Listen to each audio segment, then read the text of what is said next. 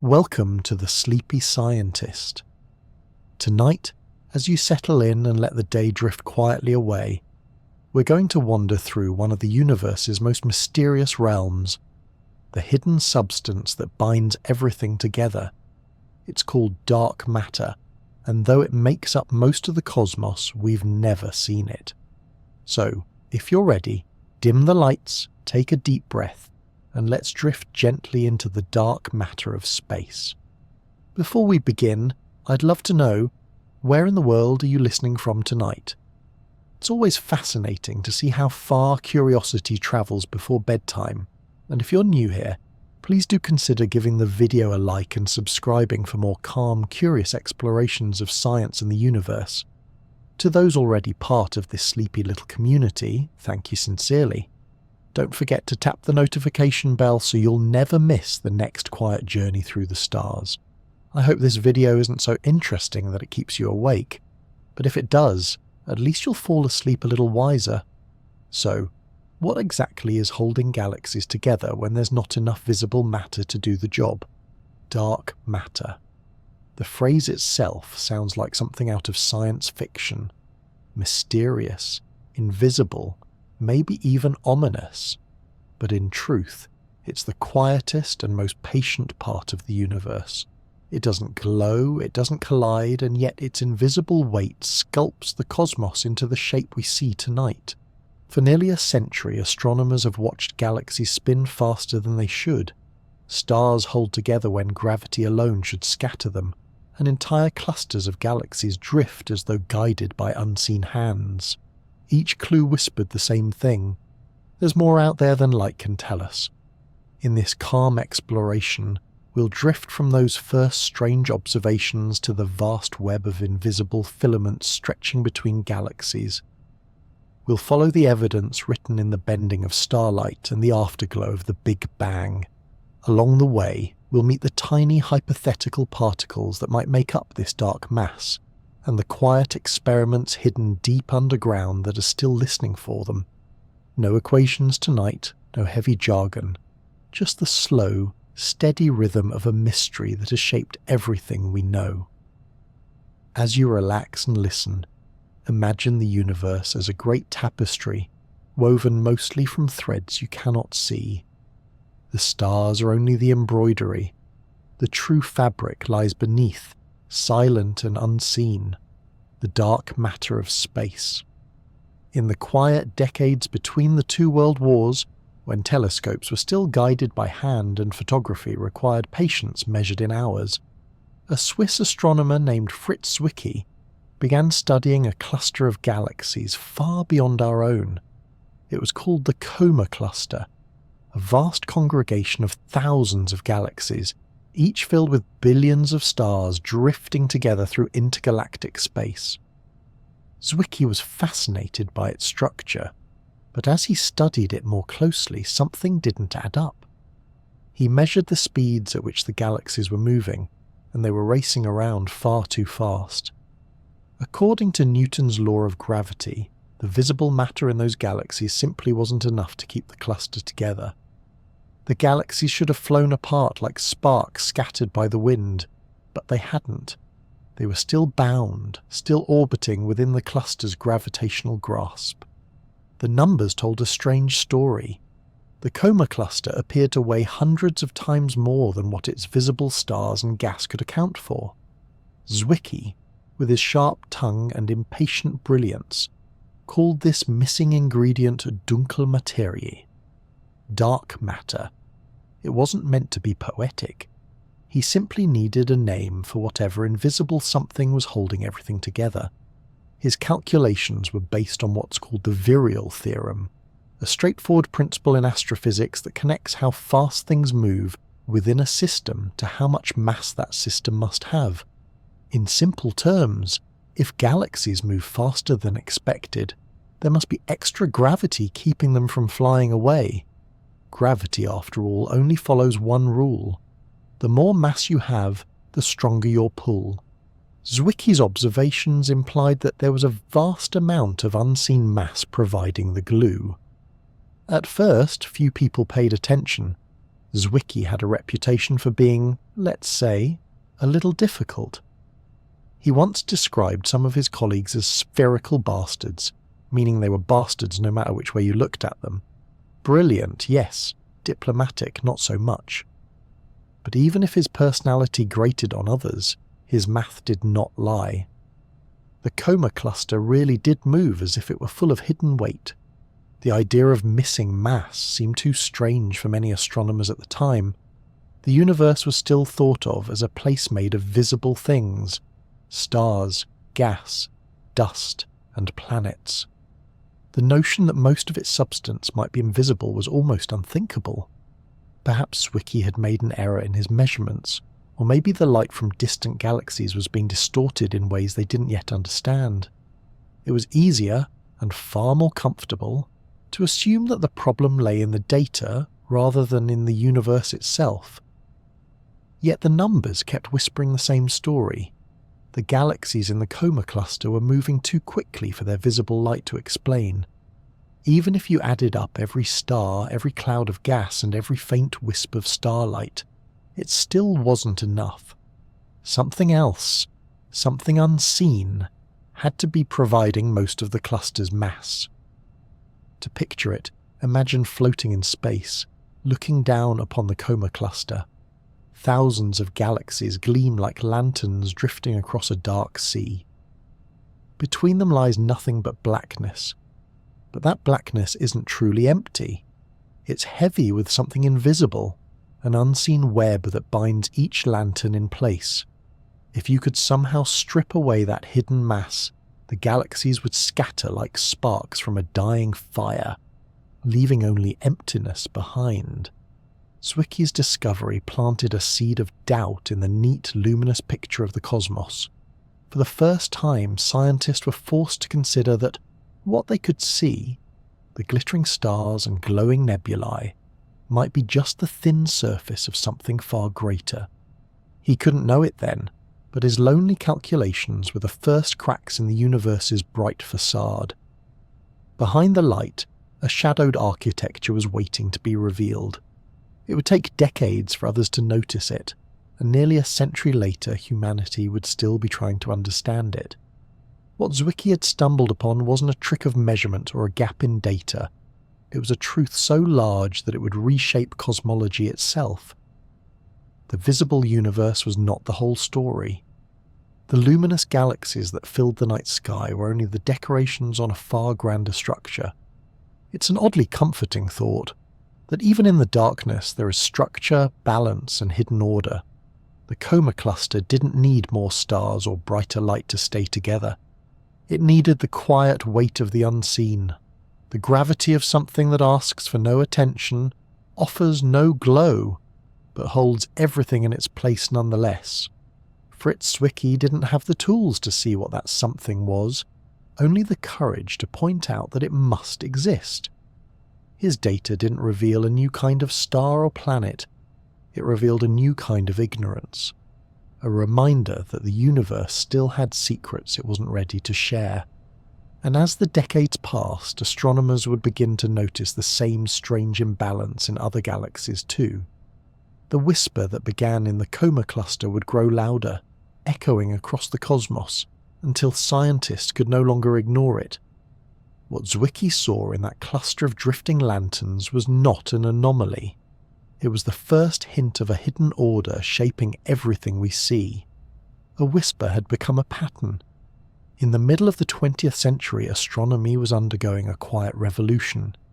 New telescopes were turning their gaze outward with more precision than ever before, and astronomers were beginning to map the movements of individual stars within galaxies. Among them was Vera Rubin, a calm, meticulous scientist who loved the night sky and the quiet rhythm of data as much as she loved the galaxies themselves. She wasn't interested in fame or grand theories. She simply wanted to understand how galaxies moved. Rubin's work focused on spiral galaxies, those graceful, swirling disks of stars that look almost peaceful from a distance. But behind their beauty lay a puzzle that would change how we see the universe. When a galaxy spins, its inner regions, the stars closer to the centre, should move faster than those on the edges. That's how gravity works on large scales. The farther you are from the mass in the middle, the weaker the pull and the slower your orbit should be. It's the same reason planets in our solar system behave the way they do. Mercury, huddled close to the Sun, whips around it in a tight, rapid orbit. Neptune, drifting far out on the edge, takes over 160 years to complete a single lap. The rule is elegant, predictable, and comforting. The farther you are, the slower you go. But when Rubin and her collaborator Kent Ford began carefully measuring how fast stars moved around their galaxies, the data refused to behave. They used the Doppler shift, the subtle change in light's wavelength as objects move toward or away from us, to trace the speed of stars at different distances from the galactic centre. The results were stunningly consistent and completely unexpected. Instead of slowing down, the stars on the outskirts of galaxies were moving just as fast as the ones near the middle. The rotation curves, graphs showing speed versus distance, didn't fall off like a gentle hill. They flattened out, stretching horizontally across the chart as if the outer stars had decided to ignore Newton entirely. Galaxies, it seemed, were great at ignoring instructions to slow down. Rubin described her findings with scientific restraint, but behind the data was something astonishing. According to the laws of gravity, these galaxies should have flown apart long ago. The visible mass, all the stars, dust and glowing gas, simply wasn't enough to keep the outer stars bound. Yet the galaxies held together beautifully, rotating in steady defiance of expectation.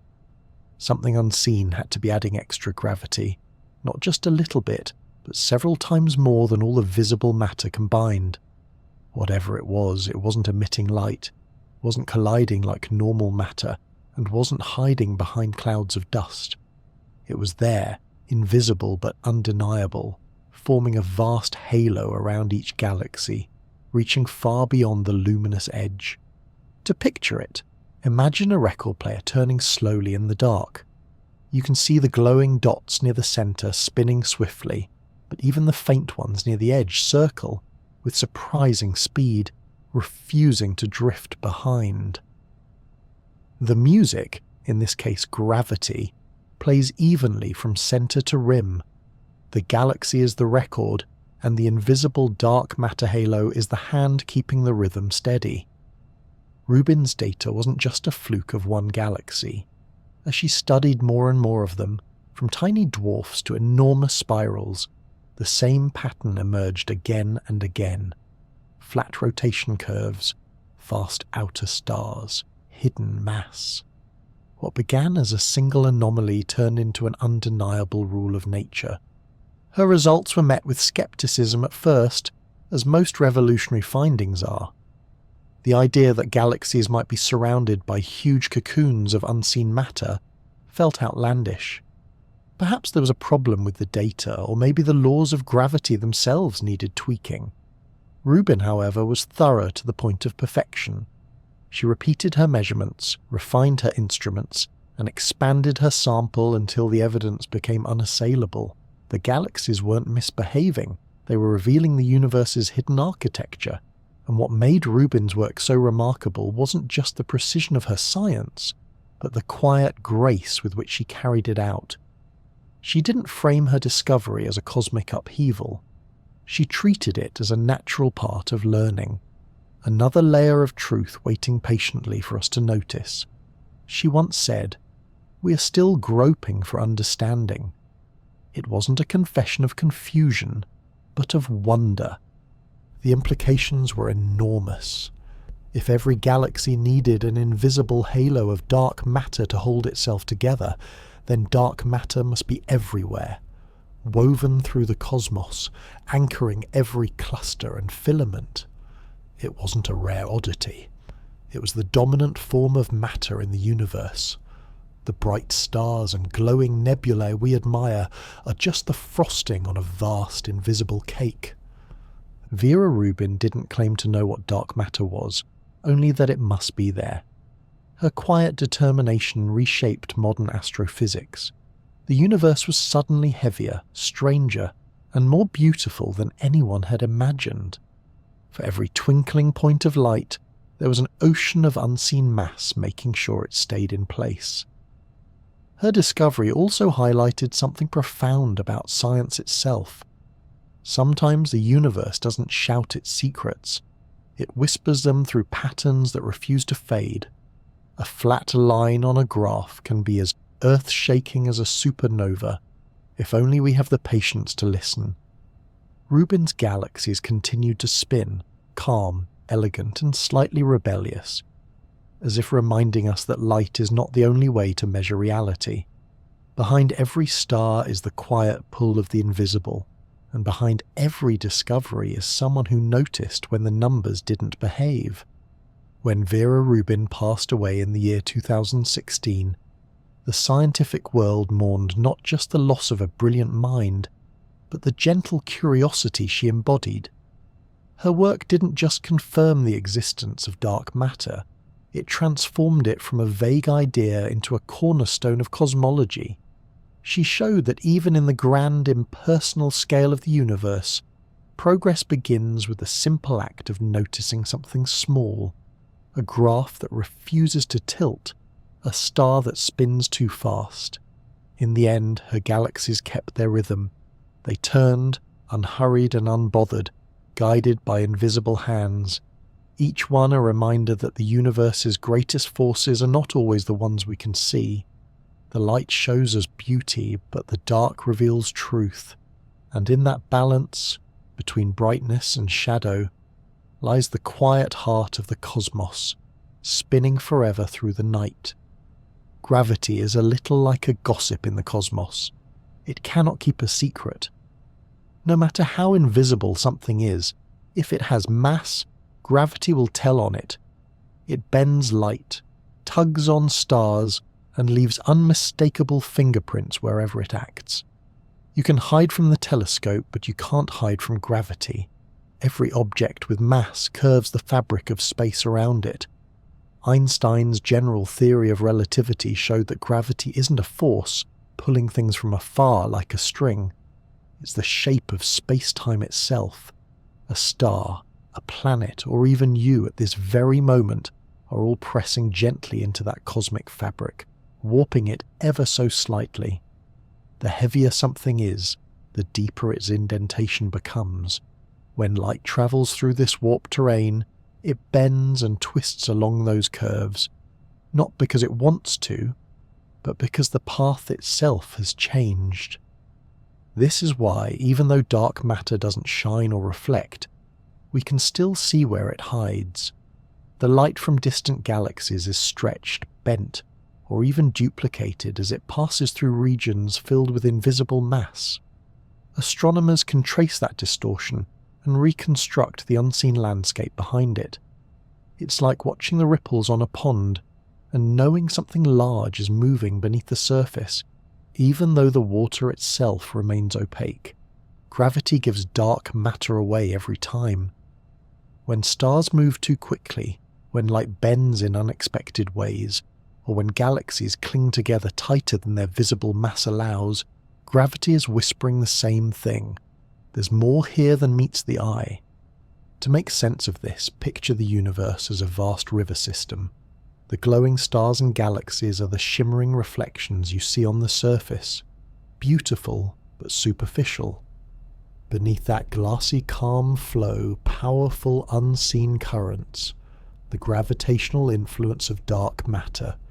You cannot dip your hand in and feel it, but everything you see on the surface moves because of it. For all its influence, dark matter is extraordinarily well behaved. It doesn't crash into itself, doesn't spark or flare, and doesn't absorb or emit light. Physicists call it non-collisional, meaning that while ordinary matter, the stuff that makes up you, me, and stars, bumps and interacts through electromagnetic forces, dark matter glides through itself and through us, as though we weren't even here. It experiences gravity and, as far as we know, little else. If dark matter did interact strongly with itself or with light, the universe would look entirely different. Galaxies might glow with unexpected radiation, or their shapes would distort and clump in ways that telescopes would easily detect. But they don't. The night sky is as serene as ever, its darkness pristine, which tells us that dark matter remains aloof from the chaos of ordinary matter. This strange detachment also explains why dark matter formed the backbone of the cosmos. In the early universe, when everything was hot and crowded, normal matter couldn't settle down. Photons, particles of light, kept scattering off charged particles, stirring everything like a cosmic soup.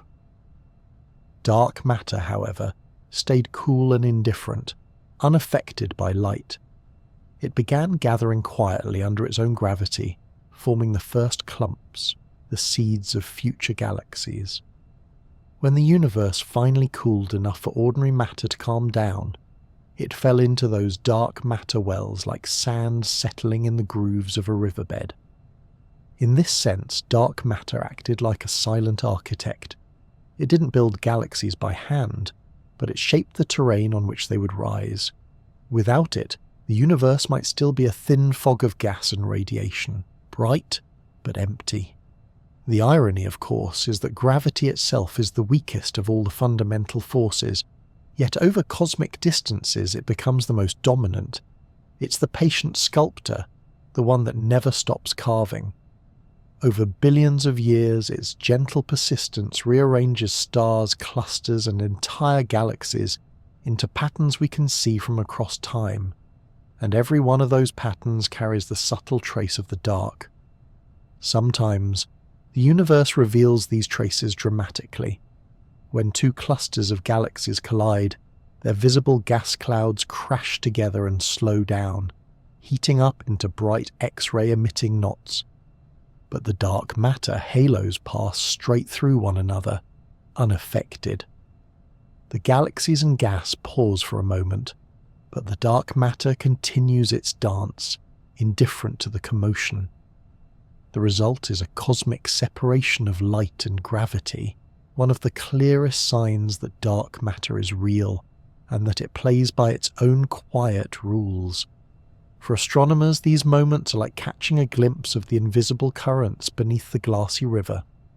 The galaxies drift and swirl, the light bends and stretches, but the pattern always points back to the same hidden hand guiding it all. Gravity has written dark matter's signature across the sky, and all we have to do is learn to read it. It's remarkable to think that everything we know about dark matter, everything, comes not from seeing it directly, but from watching how it moves the things around it. Imagine trying to learn the shape of an animal you can't see, only by studying how it stirs the grass. Over decades, astronomers have pieced together a portrait from these gravitational hints. Dark matter forms halos around galaxies, connects them with invisible bridges, and holds the universe's structure in place. This invisible mass doesn't break the laws of physics, it completes them. Without it, gravity's equations would predict chaos. Stars would drift apart, clusters would dissolve, and galaxies would never form. With it, everything gains coherence, as though an unseen hand steadied the spinning record of the cosmos. So while light may be the painter that colours the universe, gravity is the pen that sketches its outlines. Every curve, every orbit, every gleaming spiral we admire is drawn upon a framework shaped by the unseen. If you trace those lines far enough, you find that they connect into a vast, interlocking structure spanning the cosmos, delicate yet immense. Gravity, patient and ever honest, has revealed the shape of what light could not. The invisible doesn't hide from us out of malice. It simply doesn't need to shine to be real. It moves the galaxies, bends the light, and writes the architecture of everything that exists. If gravity is the pen, then the universe has drawn a web. an intricate, invisible masterpiece, stretching through the dark, binding all things together in silence. When astronomers began to map the universe in 3 dimensions, they expected to find galaxies scattered roughly evenly through space, perhaps clustering here and there but generally spread out like grains of sand. Instead, what emerged was something astonishing, a grand interconnected structure stretching across billions of light years. It looked less like a random scattering and more like a vast network, delicate and complex, woven from invisible threads. This immense pattern became known as the cosmic web, and it is, quite literally, the skeleton of the universe.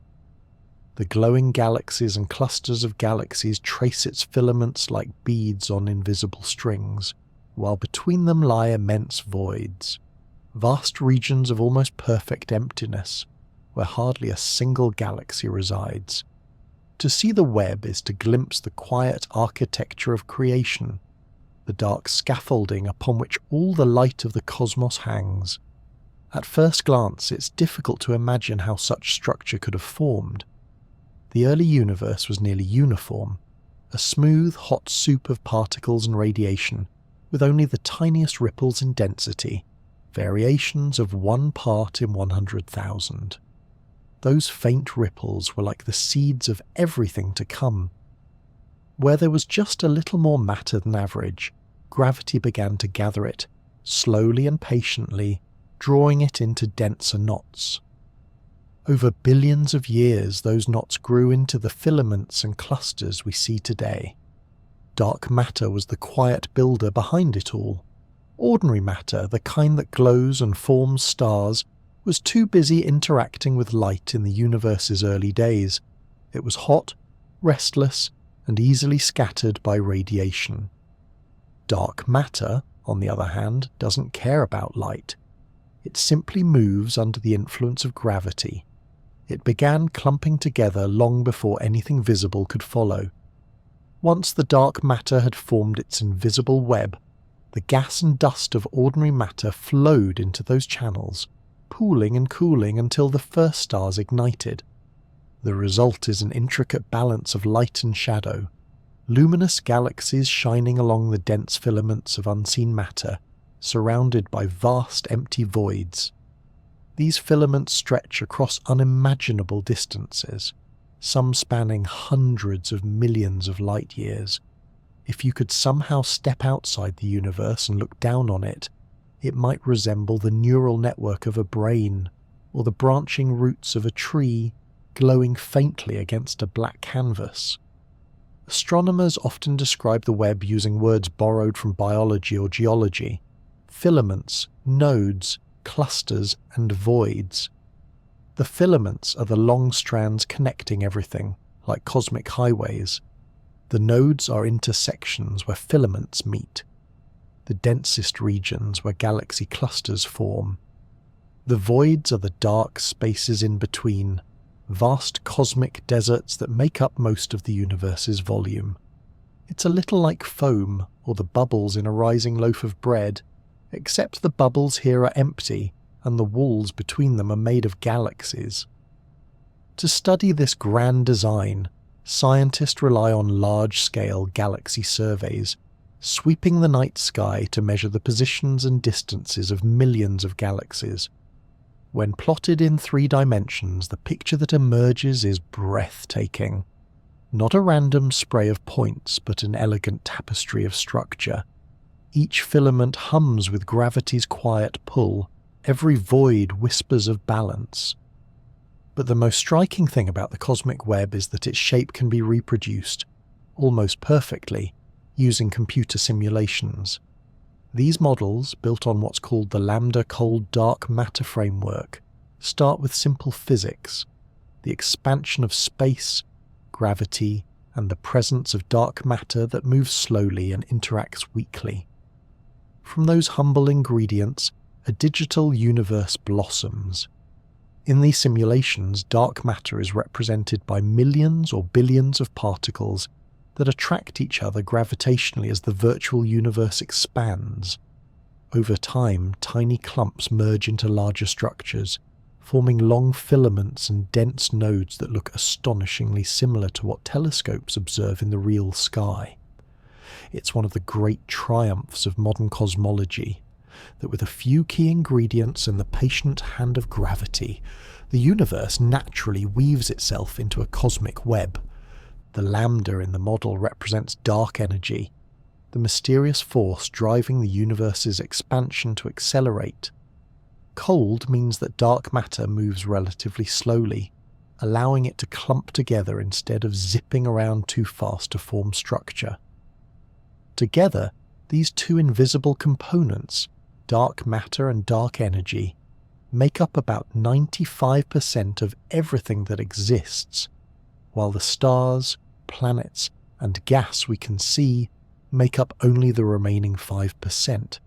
In other words, the cosmos we know is just the faint shimmer outlining a vast, unseen design. It's a humbling realization. The grandest patterns in the universe are drawn not by light, but by the absence of it. Every glowing galaxy is just a lantern hung on the framework of the dark. The cosmic web is a masterpiece painted in reverse. Its true lines defined by what we cannot see. There's a quiet elegance to how this structure balances emptiness and fullness. The filaments are narrow and dense, but the voids between them are immense. The universe, it turns out, is mostly empty, but not meaningless.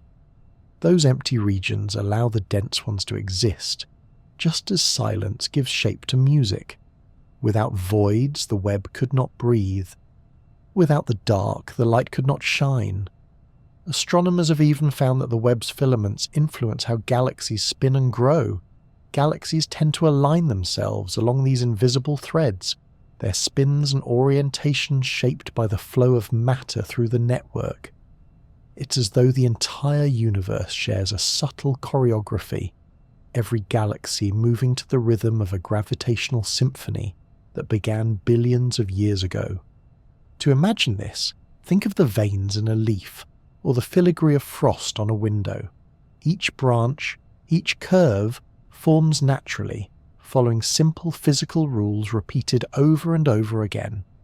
Gravity does the same on a cosmic scale, turning chaos into order with nothing but patience and time. There's even a kind of quiet poetry to the voids, the enormous, almost perfectly empty regions between the filaments. Some of them are hundreds of millions of light years across, containing fewer galaxies than you can count on one hand. These cosmic deserts are so empty that if you place the Milky Way inside one, you might never find another galaxy within the observable horizon. And yet, they are not barren in a sad way. They are peaceful, vast pauses in the composition of the cosmos. From the outside, the web appears calm and timeless, but it's slowly evolving. Galaxies continue to fall along the filaments, merging and growing heavier. The voids expand, gently pushing the filaments farther apart as the universe itself stretches. Over billions of years, the cosmic web will thin out, its threads elongating until distant galaxies fade beyond sight. The pattern remains, but the lights grow dimmer. Even so, for now, it's a sight of extraordinary beauty. Galaxies shimmering like lanterns along invisible bridges, clusters glowing like city lights, connected by highways of gravity. The cosmic web is the ultimate expression of order emerging from chaos. The universe finding harmony in the dark. When astronomers look at this structure, they aren't just mapping matter, they're reading the universe's autobiography. Each filament, each void tells the story of gravity's slow, unbroken work. It's the same hand that guides planets, holds galaxies together, and bends the light of distant stars. If gravity is the pen, then this is the drawing. A vast interlaced web where the visible universe hangs like dew on unseen strands. And though it's built from darkness, it gleams with the faintest light, a reminder that the hidden and the visible are forever entwined. The shape of the universe is not random, and its beauty isn't an accident. It's written in the quiet patterns of gravity and time. and traced in light that travels across billions of years to tell us how the dark has shaped everything we know. From this vast structure, the light we see takes its cue, revealing the hidden web that holds the cosmos together. Light is supposed to travel in straight lines, at least that's what our everyday experience suggests. A beam of sunlight shines through a window and lands cleanly on the floor. A flashlight beam cuts through fog in a tidy cone, but in space things are rarely so obedient. Out there, light can bend, twist, and even loop back on itself, not because it wants to, but because the very stage it moves through, space-time, is warped by mass. And in that bending of light, we find some of the clearest evidence that dark matter truly exists. This phenomenon is called gravitational lensing, and it's one of the universe's more elegant tricks. Imagine placing a glass bowl over a star field. The light from the stars behind it warps, stretches, and curves into arcs. Some stars appear where none actually are, while others grow brighter or duplicated. In space, galaxies and clusters of galaxies act like that invisible glass bowl, bending the light from objects far behind them. To an astronomer, it's like looking through a funhouse mirror that happens to be very good at doing physics. When the gravitational lens is strong, say a massive galaxy cluster, the effect is dramatic. Distant galaxies behind it can appear as long arcs or rings of light, known as Einstein rings, named after the man who predicted the effect. These cosmic distortions allow astronomers to map the distribution of mass, including the dark matter that makes up most of it. By studying how light is warped, we can reconstruct a picture of the invisible structure doing the warping. It's worth pausing here because this is one of those moments where nature feels a bit poetic. Light, which cannot interact with dark matter directly, still reveals its presence by following the paths that dark matter carves through space. In a sense, the universe uses light as ink, sketching the contours of the unseen. Even when the lensing is weak, just a subtle stretching or shearing of many background galaxies, the pattern adds up. Astronomers can measure this weak lensing over huge areas of the sky, building a statistical map of where dark matter must be.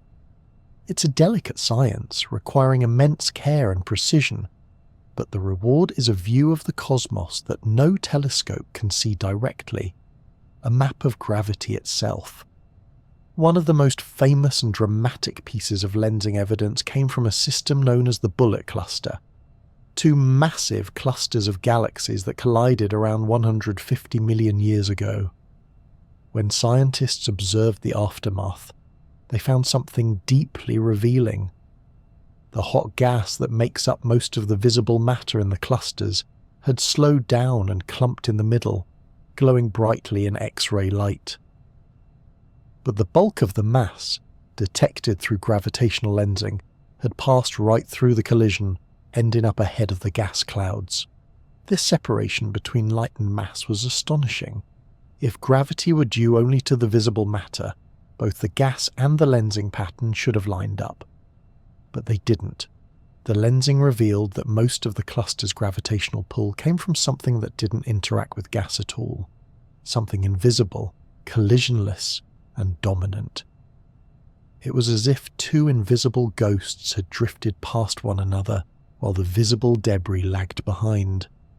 The bullet cluster became a kind of smoking gun for dark matter, a cosmic experiment written across millions of light years.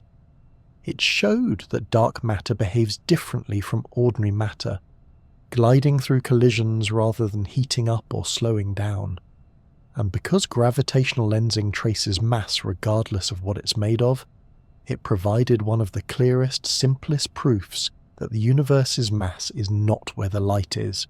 Gravitational lensing also serves as one of the most useful tools in modern cosmology. It lets us weigh galaxies and clusters like cosmic scales, revealing the true heft behind the glow. When astronomers map lensing patterns across the universe, they can even test how structure has grown over time. Light that has travelled for billions of years carries snapshots of the universe's past, each distortion a small clue in a much larger puzzle. These measurements are now so refined that they can distinguish between different kinds of dark matter theories. Cold dark matter, the slow-moving variety, produces the large-scale cosmic web we see in simulations. Warm or fast-moving dark matter would smear out that structure, leading to a different pattern of lensing. So by reading the faint handwriting of light, scientists can narrow down what kind of invisible matter must be filling space. And while the term lensing might sound abstract, it's surprisingly visual. Astronomers often publish breathtaking images showing galaxy clusters surrounded by arcs of blue or red light, distant galaxies distorted by the cluster's gravity.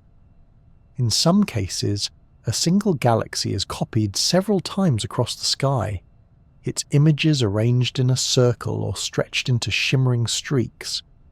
Nature, it turns out, has been running its own telescope all along, and it's much bigger than anything we could ever build. There's even a delightful irony in all this. We use light to see the dark. The very thing dark matter refuses to produce or reflect becomes our greatest ally in uncovering it. Light's flexibility, its willingness to bend and curve, becomes a form of honesty.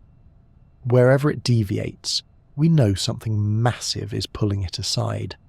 It's tempting to imagine the universe as full of invisible lenses, like panes of distorted glass scattered through space. Light from distant galaxies passes through these lenses on its way to us, subtly twisted by every clump of mass it encounters. By the time it reaches Earth, the light carries a layered story of gravity, distance, and invisible structure. The night sky we see is not a perfect window, but a mosaic of distortions, a portrait painted through curved glass. And yet, this bending of light is what makes astronomy so rich. Without it, we'd have no way to map the dark. Every arc, every smudge, every oddly stretched galaxy image is a signature of the invisible. Space is, as it turns out, the only place where funhouse mirrors help with physics.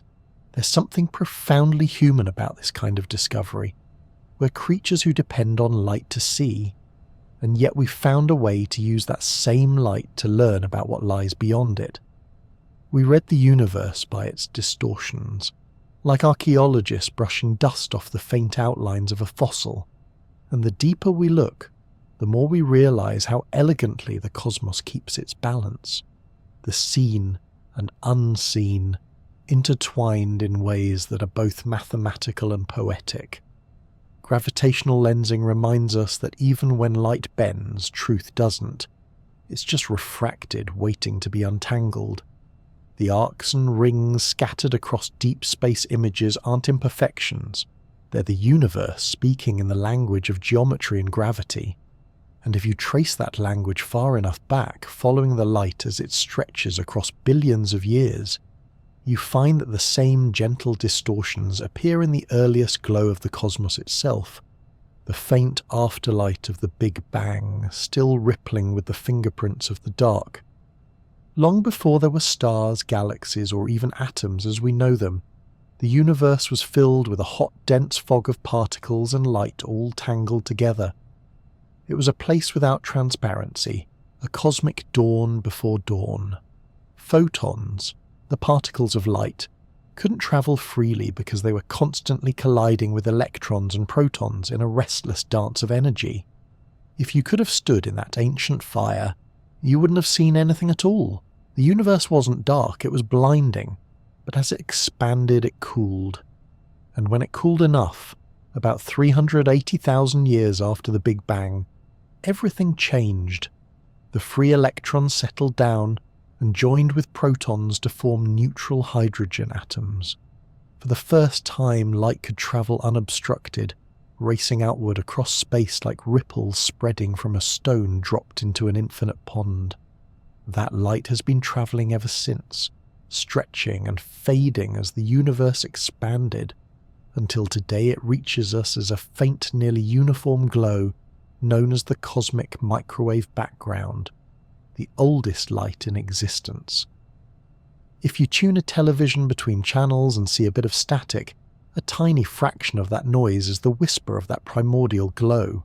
It's everywhere, surrounding Earth, flowing through every corner of the cosmos, a gentle echo from when the universe took its first deep breath. To the naked eye, the cosmic microwave background looks perfectly uniform. But when astronomers began to study it in detail, they discovered something extraordinary. There were tiny variations in its temperature, mere thousandths of a degree, scattered like faint freckles across the sky. These delicate ripples were the fingerprints of the early universe, and they contained a map of everything to come. In those small differences, we can read the first hints of cosmic structure. The slightly denser spots were regions where gravity had begun to gather matter. Over billions of years, those spots would grow into galaxies, clusters, and the vast filaments of the cosmic web. The slightly lighter areas would become the great voids between them. It was as if the universe had left us its baby picture, showing the first stirrings of everything we see today. But here's the remarkable part. Without dark matter, those ripples could never have grown large enough, quickly enough, to form galaxies. The visible matter, ordinary atoms, was still tightly coupled to light at that time, buffeted around like dust in sunlight. Every time it tried to collapse under its own gravity, radiation pressure would push it back out. Dark matter, on the other hand, didn't care about light. It wasn't part of the electromagnetic chaos. While the visible matter was bouncing around, dark matter was already pooling quietly under gravity, forming the invisible wells that would later catch the ordinary matter once things cooled down. In a very real sense, dark matter gave the universe its head start. It was the quiet scaffolding upon which everything else could gather. Those first faint ripples in the cosmic microwave background weren't just fluctuations in temperature. They were the gravitational fingerprints of dark matter, already shaping the cosmos. Astronomers have been studying that ancient light for decades, using satellites like COBE, WMAP, and Planck. Each mission has painted a more precise portrait of the early universe. When plotted as a map, the microwave background resembles a mottled sphere of subtle colour shifts. Reds where the radiation is slightly warmer, blues where it's cooler. These variations may look like random noise, but they're anything but. They reveal the universe's exact recipe. How much of it is ordinary matter, how much is dark matter, and how much is the mysterious dark energy that drives its expansion. From those ripples, scientists have calculated that only about 5% of the universe is made of atoms, the stars, the planets, everything we've ever touched or seen. About 27% is dark matter, and the remaining 68% is dark energy, a force we understand even less. Those numbers aren't guesses. They're measured directly from the cosmic microwave background, written in the subtle pattern of its fluctuations. It's as if the universe left us an accounting ledger carved into light. To imagine what those ripples mean, picture a perfectly still pond just before sunrise. The first faint light of morning touches its surface, and you notice small circles spreading outward, soft and quiet. Each ripple marks a moment when the water remembered a disturbance, a leaf dropping, a fish breaking the surface. Now scale that image up to the size of the universe, and you have a sense of what the cosmic microwave background shows us. Those ripples are the universe remembering its own beginning, and they're astonishingly precise. The spacing between the peaks and troughs of those fluctuations tells us how fast sound waves travelled through the early plasma, which in turn depends on how much matter and radiation the universe contained. The pattern is so well defined that it's like listening to the echo of a bell and inferring the shape of the bell itself. From this, scientists can tell not only what the universe was made of, but how it has evolved ever since. Perhaps most poetic of all, this ancient light is still arriving. Every second, photons that have travelled for nearly 14 billion years wash over Earth, carrying with them a memory of the cosmos before the first star was born. They pass through you, through the atmosphere, through the ground beneath your feet, endless waves from the time when everything began. It's humbling to realise that every image of a galaxy, every map of cosmic structure, and every simulation of dark matter's role in shaping the universe all trace back to this faint background glow. It's the baseline of existence, the quiet hum beneath all cosmic music. Even the tiniest irregularities in that glow are crucial. Without them, nothing we see today would exist. If the universe had been perfectly uniform, gravity would have had no starting point. Matter would never have gathered, stars would never have ignited, and the night sky would be a smooth, eternal fog. The tiny imperfections, those 1 in 100,000 differences, are the reason you can look up and see constellations at all. Imperfection, in this case, is the origin of beauty. Every time we measure the cosmic microwave background more precisely, the universe's story becomes clearer. And every time we look deeper, the role of dark matter grows more evident. It was the silent partner, guiding structure before light could speak for itself. The galaxies that now shine across the sky are simply the glowing outlines of the shapes dark matter drew first. The cosmic microwave background is, in many ways, the universe's autobiography, written in faint radiation. It tells of a hot, dense youth, of slow cooling, of invisible forces at work long before light could roam free. And though the universe has grown immeasurably since that time, those early ripples still echo through everything that exists, through every star, every planet, and even through us. The next time you glance at the night sky, remember that you are seeing the end of a long story that began in that ancient light. The faint ripples on that cosmic pond became galaxies, stars, and life itself. The echo from the beginning still hums softly all around, carrying the quiet memory of how darkness gave birth to the light. By the time the universe was a few 100 million years old, the fog had cleared, the cosmic microwave background had faded into the distance, and darkness once again ruled the sky. But this was not an empty darkness. It was full of invisible structures already forming beneath the surface. In that unseen landscape, gravity had been busy sculpting the future. Dark matter had begun clumping long before the first stars ignited. Freed from the push and pull of light, it drifted and gathered under its own quiet gravity, forming enormous halos, vast, roughly spherical cocoons of invisible matter. Each one was a gravitational seed, a potential home for the luminous galaxies yet to come. If you could have seen it then, you'd have witnessed a universe filled with ghostly spheres, completely dark, yet brimming with potential. Into these halos, ordinary matter began to fall, clouds of hydrogen and helium gas, cooling as they collapsed. As the gas sank into the gravitational wells carved by dark matter, it began to swirl, compress, and fragment. And where the compression became strong enough, the first stars flickered to life, igniting in the dark like embers catching and kindling. In a poetic sense, dark matter was the potter, and the visible universe was the clay. It shaped, supported, and steadied the form while never showing its own hand. Without the guidance of dark matter, this process would have been slower, messier, and far less efficient. Galaxies might never have formed in such abundance, and the night sky would be a lonelier, emptier place. The halos formed a kind of cosmic hierarchy. Small ones appeared first, merging over time to create larger and larger structures.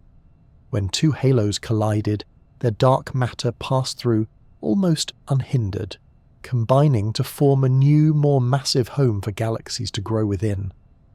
Meanwhile, the gas, collisional and chaotic, heated up, shocked, and cooled again, sparking new bursts of star formation. Over billions of years, this dance built everything from small dwarf galaxies to the giant spirals and ellipticals we see today. Every galaxy you can see, including our own Milky Way, sits at the heart of one of these invisible halos. The stars and planets are just the visible frosting on a vast dark foundation. The halo extends far beyond the luminous disk, reaching hundreds of thousands of light years into the surrounding void. Most of its mass lies where light cannot go. Simulations of the universe beautifully reveal this pattern. When astronomers model the growth of structure over cosmic time, they start with nothing but dark matter particles and gravity. Out of this simplicity, halos emerge spontaneously, clustering and merging in intricate ways. When gas physics is added to the model, the luminous matter naturally gathers within the dark scaffolding, forming galaxies that look strikingly similar to the real thing. It's as if the universe builds from the shadows outward, the dark matter setting the mould, the light filling it in. It's a strangely comforting idea. For all our focus on light, stars, nebulae, and glowing galaxies, the universe's true architecture belongs to the unseen. The halos are like invisible hands shaping clay in the dark, guiding where galaxies may grow and how they will evolve. Even the grand spirals of the Milky Way owe their grace to this hidden influence. Without the stability of its dark halo, the delicate arms of our galaxy might unravel over time, the stars drifting apart like leaves in a breeze. Dark matter's gravitational pull not only gathered gas but also determined the rhythm of star formation. In dense regions where halos formed quickly, galaxies became crowded and bright, burning through their gas in rapid bursts of starbirth. In quieter corners, where halos grew slowly, star formation stretched out over billions of years, producing galaxies with gentler, more drawn-out histories. The cosmic web, with its filaments and nodes, acted as the highway system that connected these halos. Gas flowed along those filaments, feeding the growing galaxies like rivers nourishing valleys. Each halo was a basin at the junction of those streams, collecting material and turning it into light. The result was a universe both orderly and alive, a grand interplay of gravity, motion, and time. Even today, the relationship between dark matter and visible matter continues to shape galaxies. The halos dictate how fast galaxies spin, how massive they can grow, and how they interact with their neighbours. When galaxies collide, it's their halos that meet first, merging long before the stars ever do.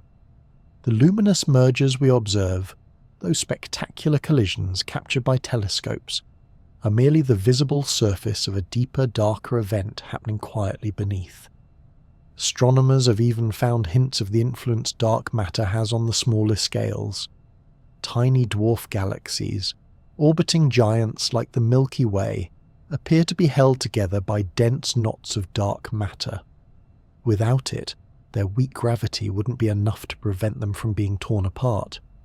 In that sense, dark matter acts like a cosmic glue, preserving delicate structures that would otherwise dissolve.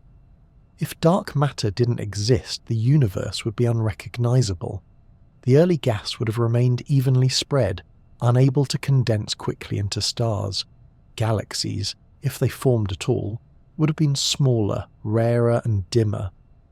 The night sky might contain only a few faint smudges of light, rather than the hundreds of billions of shining galaxies we see today.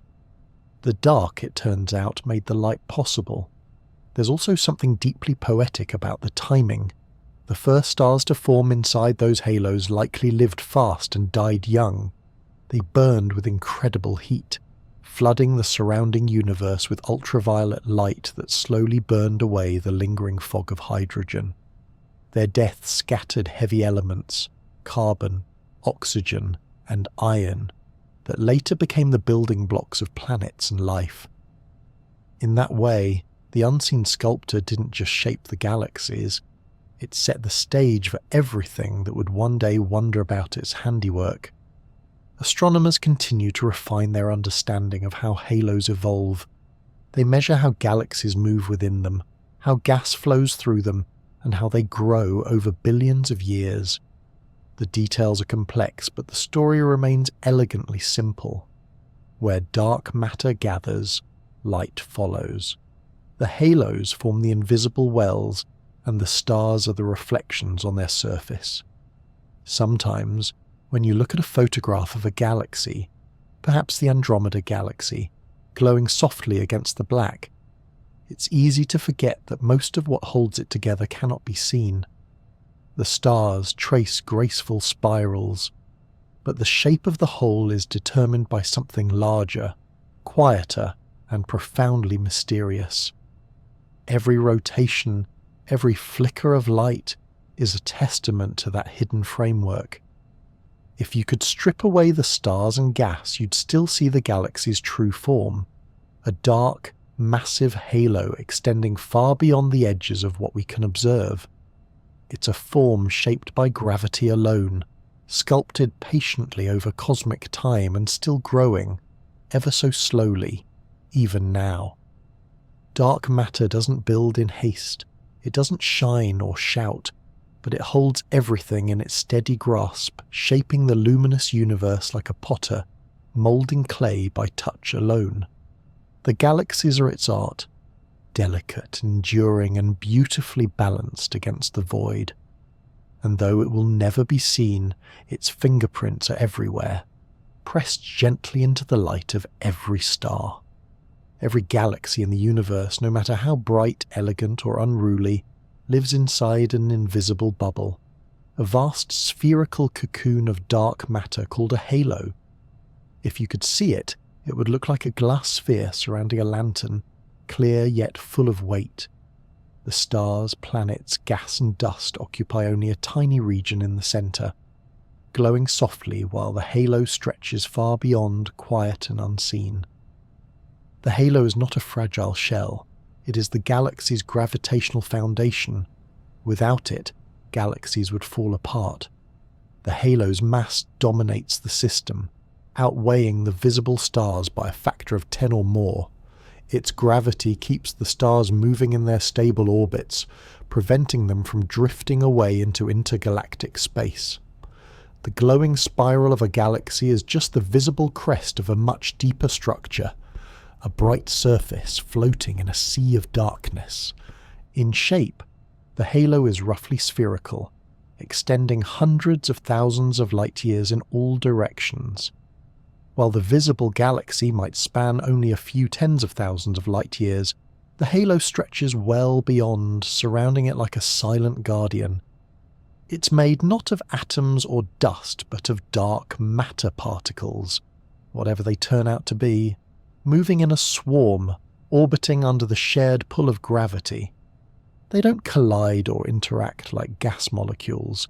Instead, they pass through one another almost ghost-like, forming a stable cloud of mass that holds the galaxy in its grip. The concept of halos emerged naturally from observations of how galaxies spin. As Vera Rubin's rotation curves showed, the outer stars move too quickly to be bound by visible matter alone. The simplest explanation is that each galaxy sits inside an extended reservoir of unseen mass. Once you include the halo, everything makes sense. The rotation flattens, the galaxy stays whole, and the universe suddenly becomes beautifully self-consistent. The halo also acts as the anchor for smaller companions, the faint dwarf galaxies that orbit larger ones like fireflies around a campfire. Our Milky Way has dozens of these satellites, each tracing its own slow-looping path through the dark.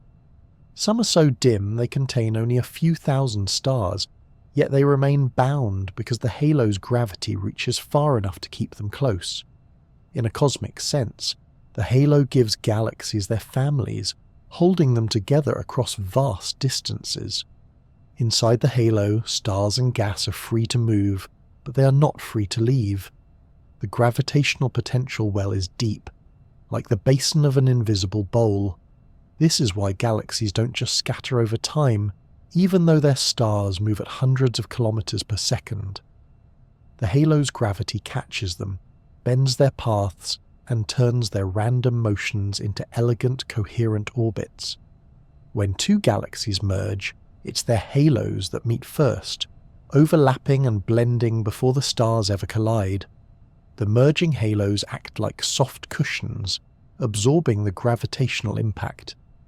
Over time, they settle into a new, larger halo, while the galaxies inside slowly coalesce into a single luminous core.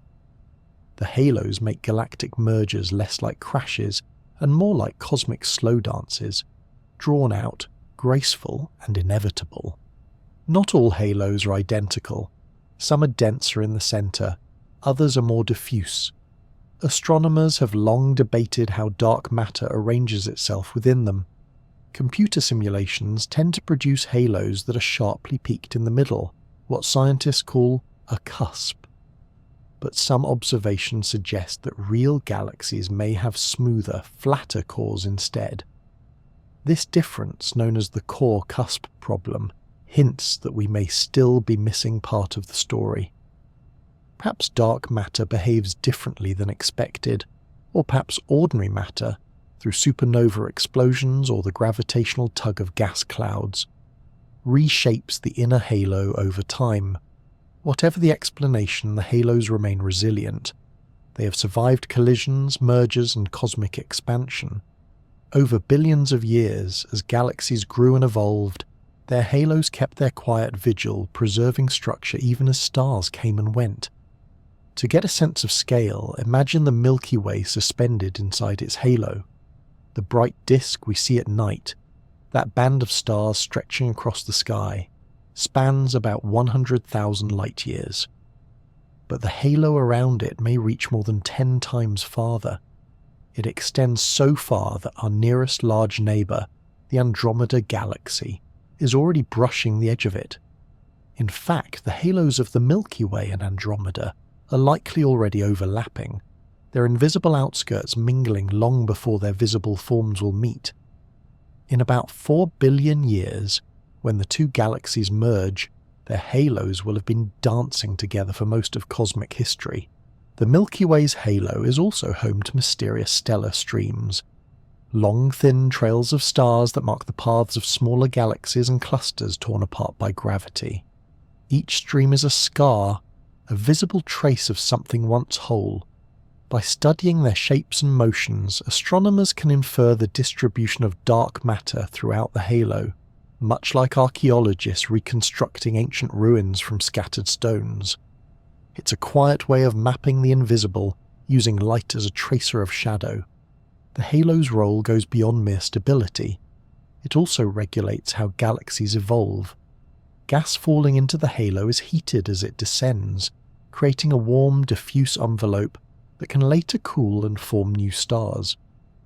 The balance between the inflow and outflow of gas determines whether a galaxy continues forming stars or fades into dormancy. In that sense, the halo acts like a cosmic thermostat, setting the pace of a galaxy's life. For something that cannot be seen, halos are astonishingly influential. They decide which galaxies thrive and which ones wither. They determine how fast stars move, how bright a galaxy becomes, and how long it survives. Without halos, galaxies would be fragile and short-lived.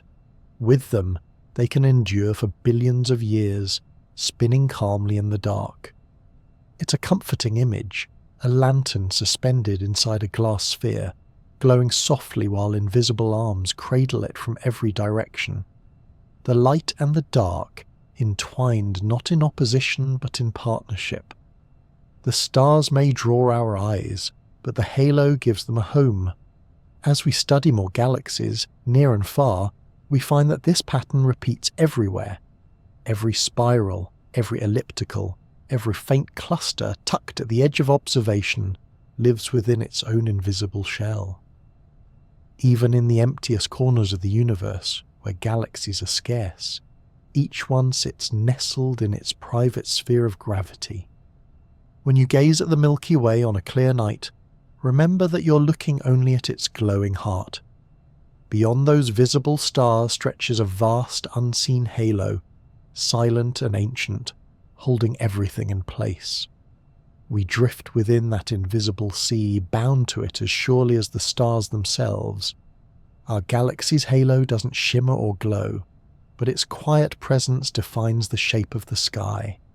It is gravity's masterpiece, a structure both infinite and intimate, steady and unseen, holding the lantern of light in a sphere of darkness so that the galaxy can shine. Our galaxy is a familiar sight, a great glowing spiral of stars with sweeping arms that shimmer across the night sky. But that glittering view is a little misleading. What we see from Earth is just the bright surface of something far larger and quieter. The Milky Way is not merely a disk of stars and gas. It's enveloped in an immense invisible halo of dark matter that stretches hundreds of thousands of light years beyond what any telescope can capture. We live deep inside this halo, completely surrounded by it. Every atom in your body, every photon of starlight, every drifting comet is moving through a vast unseen ocean of dark matter. It doesn't collide with us or leave a trace we can feel. There's no wind, no resistance, not even a ripple in the air, yet its gravity quietly shapes the orbit of the sun, the path of the planets, and the movement of the stars around us. It is the invisible stage upon which the Milky Way performs its dance. The sun itself is not fixed within the galaxy. It's on the move, racing around the galactic center at about 220 kilometers per second. That's fast enough to circle the galaxy once every 230 million years. As it moves, it carries the solar system through the Milky Way's dark matter halo, gliding through an unseen current that stretches in all directions. You might imagine the solar system as a ship sailing through calm water, the dark matter neither pushing nor pulling directly, but gently defining the contours of the sea it travels across. This unseen halo is colossal. If you could make the dark matter visible, you'd see a faint spherical glow reaching well beyond the bright spiral arms. It would extend far past the furthest stars of the galactic disk, enveloping our galaxy like a translucent bubble hundreds of thousands of light years wide. Within this bubble, the visible Milky Way, all its stars, nebula, and clusters, sits like a small candle in the center of a vast glass sphere. For astronomers, mapping this halo is like trying to chart the depths of an invisible ocean, using only the motion of the ships that sail across it. They can't see the dark matter directly, but they can observe how stars move under its influence. The way those stars orbit and drift reveals the shape of the underlying mass, much like tracking the movement of seaweed tells you how a current flows. One of the most beautiful tools for this kind of study comes from stellar streams, long, graceful trails of stars that wind across the sky. These streams form when small galaxies or globular clusters venture too close to the Milky Way and are gradually torn apart by its gravity. The stars spill out along their orbits, stretching into luminous ribbons that can wrap around the entire galaxy. Each stream traces a path shaped by the dark matter halo, curving and twisting according to its invisible contours. By studying these streams, astronomers can map the gravitational landscape around the Milky Way in remarkable detail. It's as though the galaxy's invisible skeleton is revealed through these glowing fractures, scars of ancient mergers, beautifully illuminated by the stars that escape them. The most famous of these is the Sagittarius Stream, the remains of a small galaxy currently being absorbed by our own.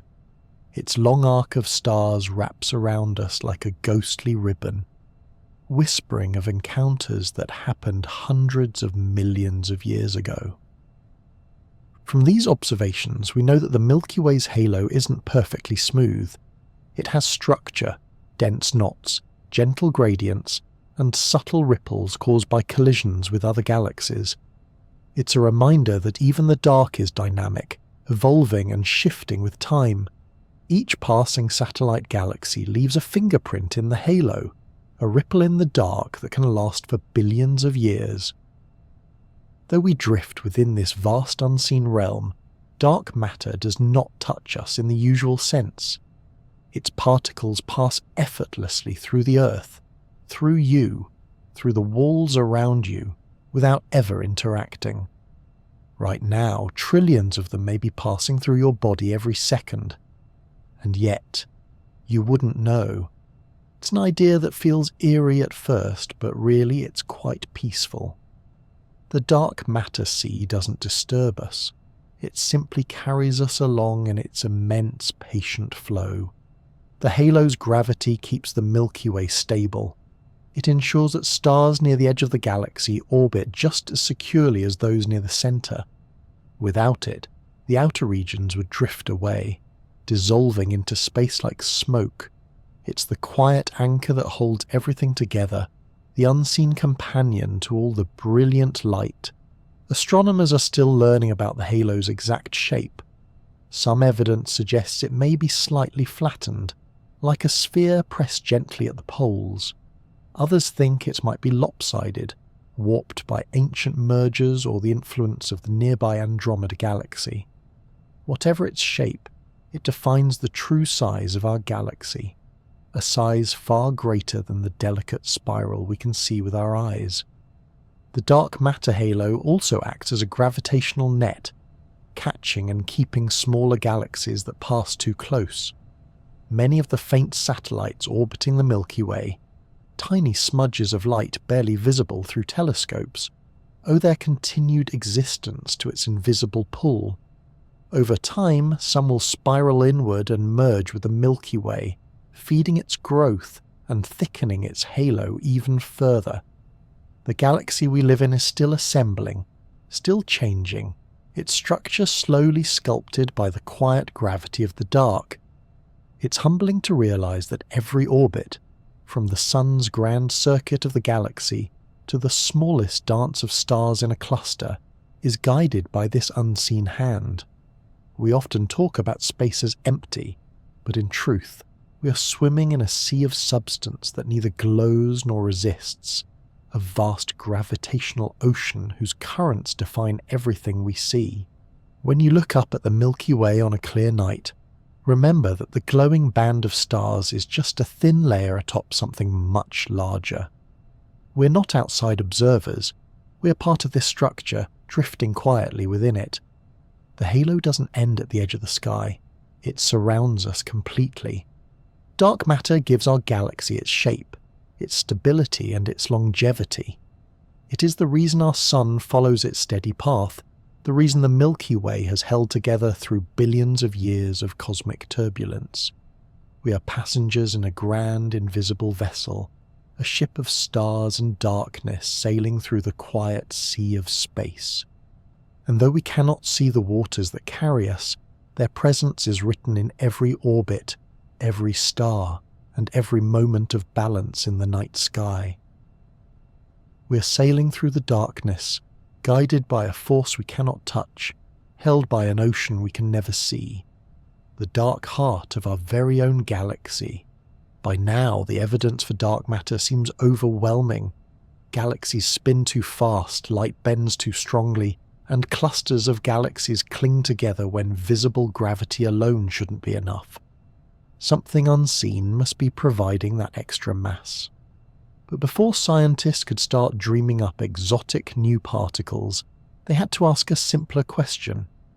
Could dark matter actually be something ordinary that we've just overlooked? It was a reasonable place to start. Maybe the missing mass wasn't mysterious at all.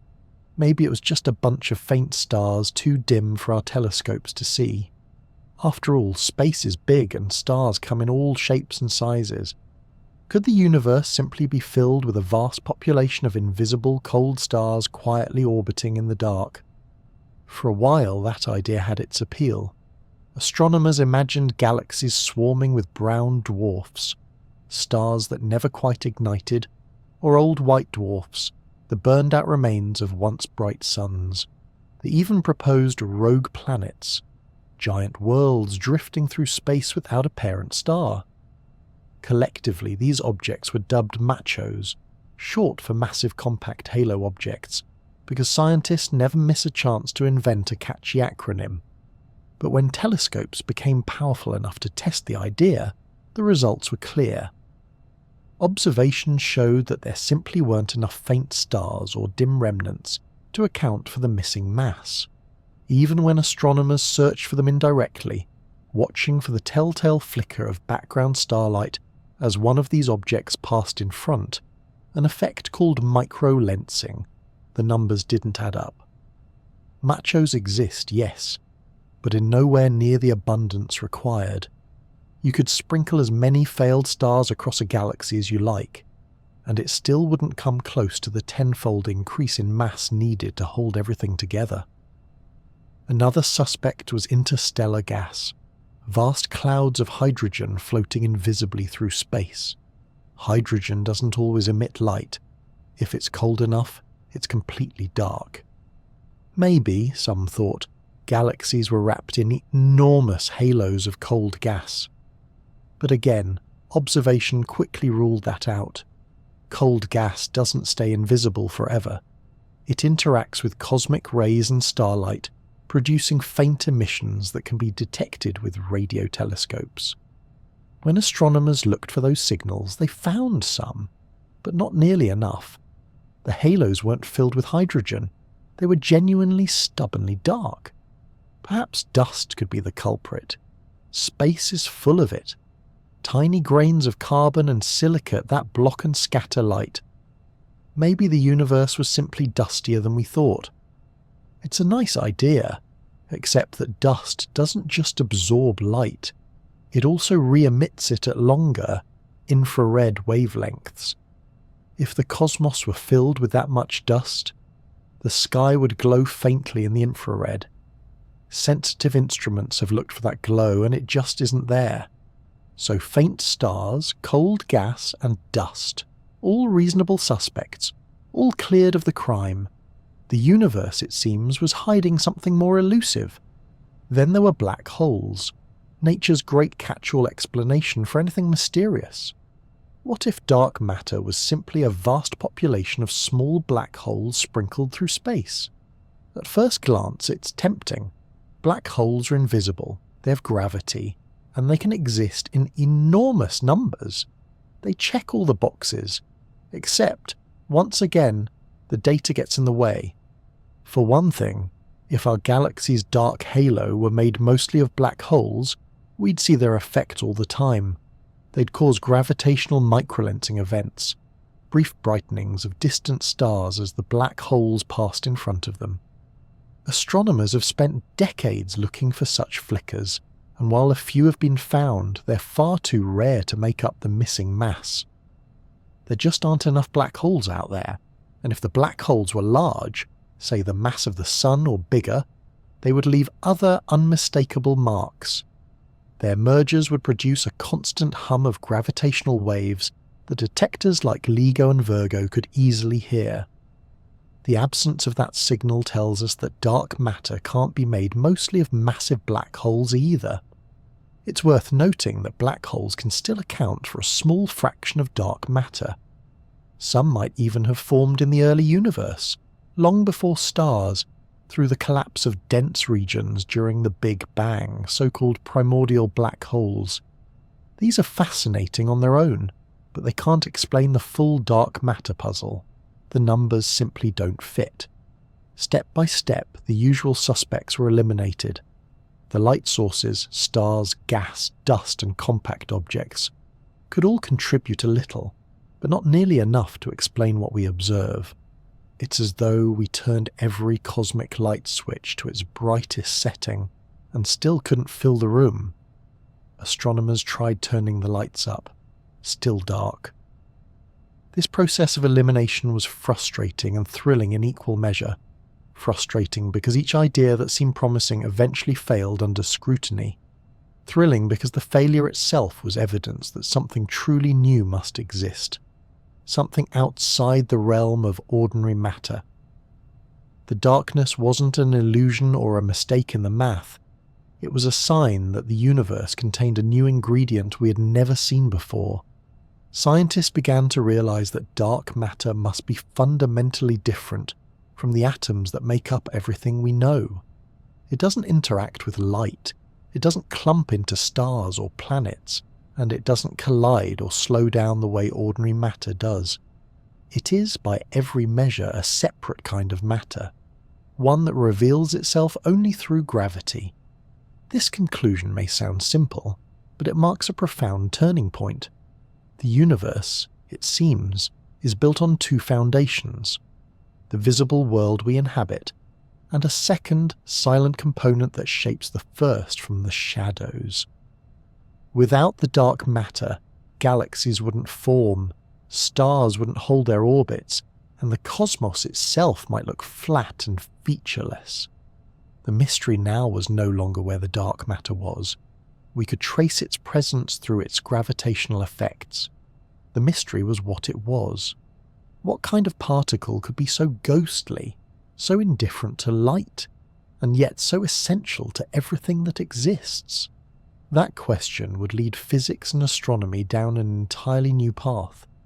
From underground detectors buried beneath mountains to massive accelerators smashing particles together at near-light speed, all in search of the invisible ingredient that holds the universe together. We had ruled out the ordinary. What remained was something extraordinary, kind of matter that doesn't shine, doesn't collide, and yet quietly writes the script of the cosmos. And if all the stars, gas, dust, and black holes together can't explain it, then the universe must be holding a deeper secret still, one that waits patiently, hidden in the dark. Once astronomers ruled out all the obvious suspects, faint stars, gas, dust, and ordinary black holes, the mystery of dark matter deepened. Whatever was holding galaxies together wasn't something familiar. It had to be something entirely new. Physicists began to wonder if the universe might be filled with an invisible population of particles, distinct from everything we know. These hypothetical particles wouldn't interact with light or normal matter in any significant way, which is why we've never seen them, but their gravity could explain everything. To qualify as dark matter, a particle has to meet a very specific job description. It must be cold, meaning it moves relatively slowly, so that it can clump together under gravity. It must be stable, lasting billions of years without decaying away. And it must be weakly interacting, strong enough to feel gravity, but too shy to bounce off atoms or radiate light. That's a tall order, but it turns out nature already has some experience with this sort of thing. Neutrinos, for example, are known to exist and behave a little like that. They're tiny, nearly massless particles that can pass through an entire planet as if it weren't there, but neutrinos move too fast and are too light to make up all the dark matter. We need something a bit heavier, a bit slower, and just as elusive. One of the earliest and most popular candidates is the WIMP, short for Weakly Interacting Massive Particle. The name tells you everything you need to know. It's massive, it interacts only weakly, and, well, it's humble enough not to make a fuss about it. WIMPs are hypothetical particles that could have formed in the early universe when it was dense and hot. As space expanded and cooled, most of them would have annihilated each other, but a small fraction could have survived. Leftovers from the primordial fireball drifting invisibly through the cosmos ever since. The appeal of WIMPs lies in their simplicity. They fit neatly into extensions of the standard model of particle physics, particularly theories like supersymmetry, which predict a whole family of yet undiscovered particles. In that framework, the lightest supersymmetric particle would be stable and weakly interacting, exactly what dark matter requires. Physicists liked WIMPs because they offered a beautiful coincidence. The same kind of particle that could fix certain puzzles in high-energy physics might also solve the cosmic mystery of dark matter. If WIMPs exist, they should occasionally bump into ordinary matter, albeit very rarely. They wouldn't cause explosions or flashes of light, but a sensitive enough detector might notice the faint recoil of an atomic nucleus as a WIMP passes through.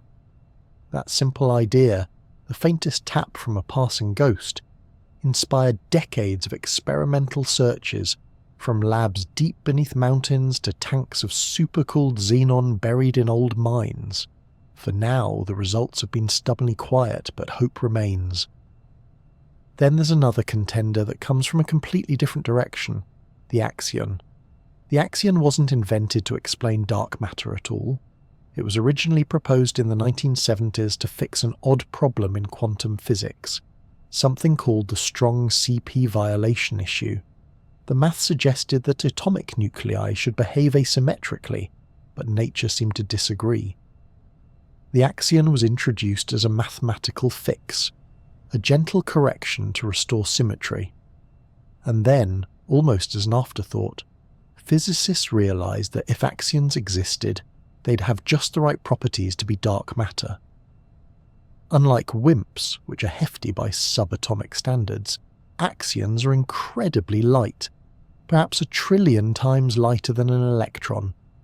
But what they lack in mass, they make up for in number. There could be so many of them that their collective gravity would add up to the bulk of the universe's missing mass. They'd act like a pervasive, invisible mist, filling every corner of space.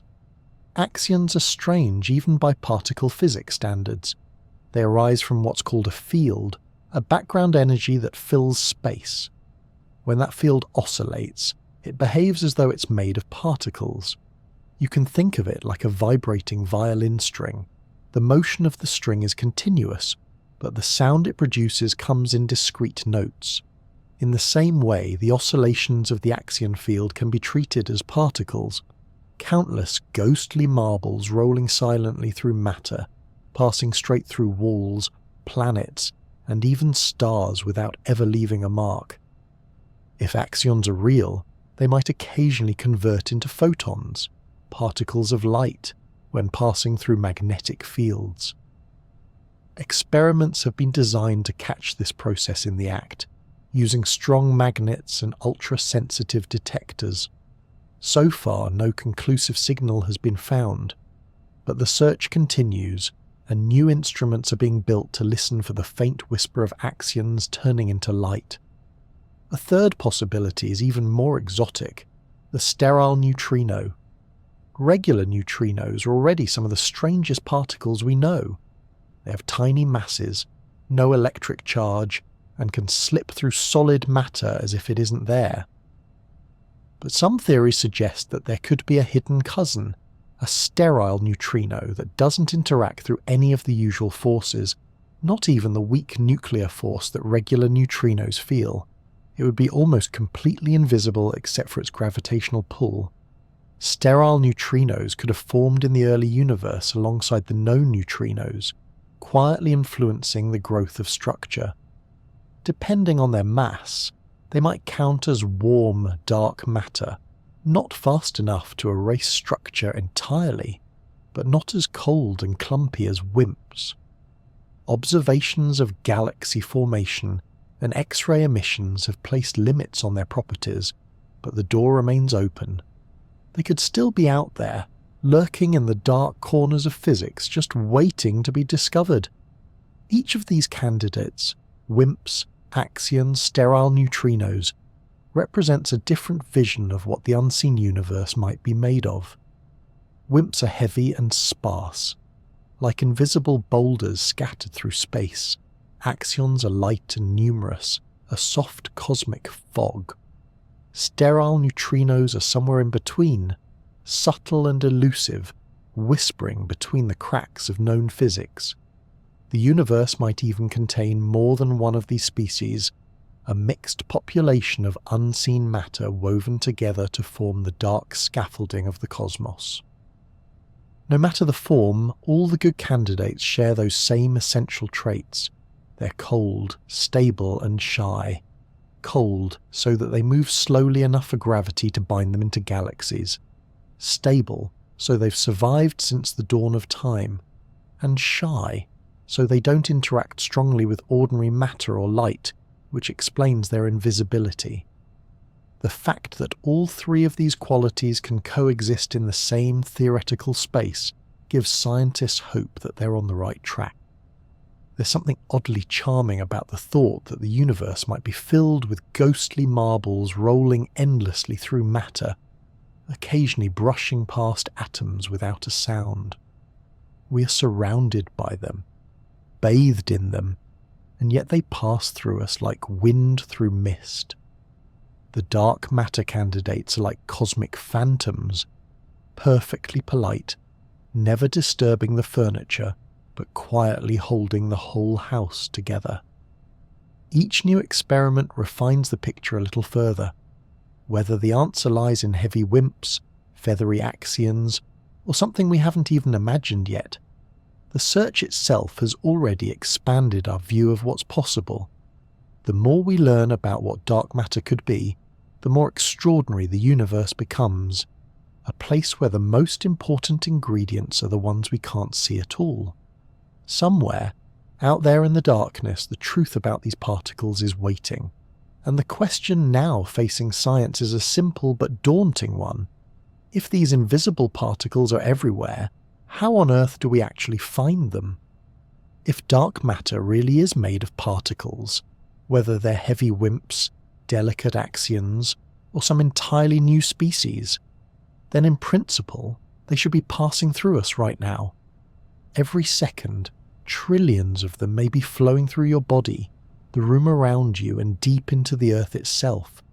They don't collide, they don't slow down, and they don't glow.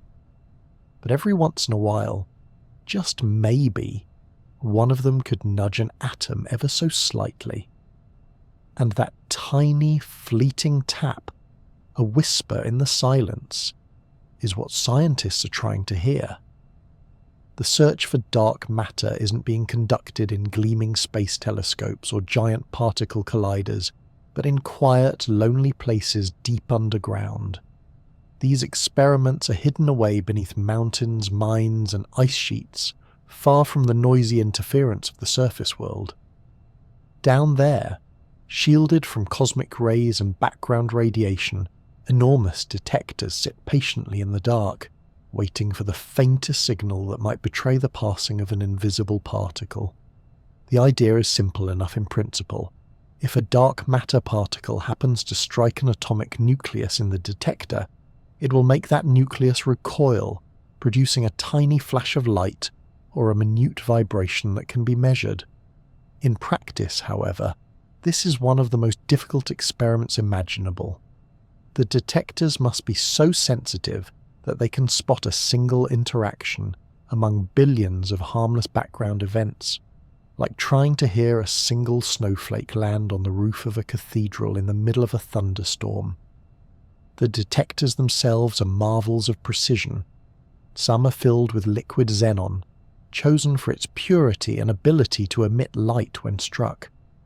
Others use crystals cooled to nearly absolute zero, where even the faintest energy deposit can be recorded as a tiny temperature change.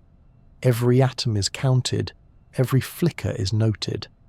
And then comes the long, patient wait. To give a sense of scale, a detector may run for years without seeing anything that could be confidently called dark matter. Researchers spend much of their time filtering out false alarms, stray radiation, natural radioactivity, the faint trace of cosmic rays that manage to sneak through the shielding. It's a slow, methodical process, requiring both scientific rigor and a certain kind of quiet faith. Because if dark matter particles do exist, there's no guarantee they'll make themselves known easily. One of the leading experiments, called Lux Zeppelin, sits nearly a mile underground in a former gold mine in South Dakota. It contains several tons of liquid xenon cooled to a temperature just above its freezing point. When a particle passes through and collides with one of the xenon atoms, the impact produces a tiny flash of ultraviolet light, which is then amplified by sensitive detectors surrounding the tank.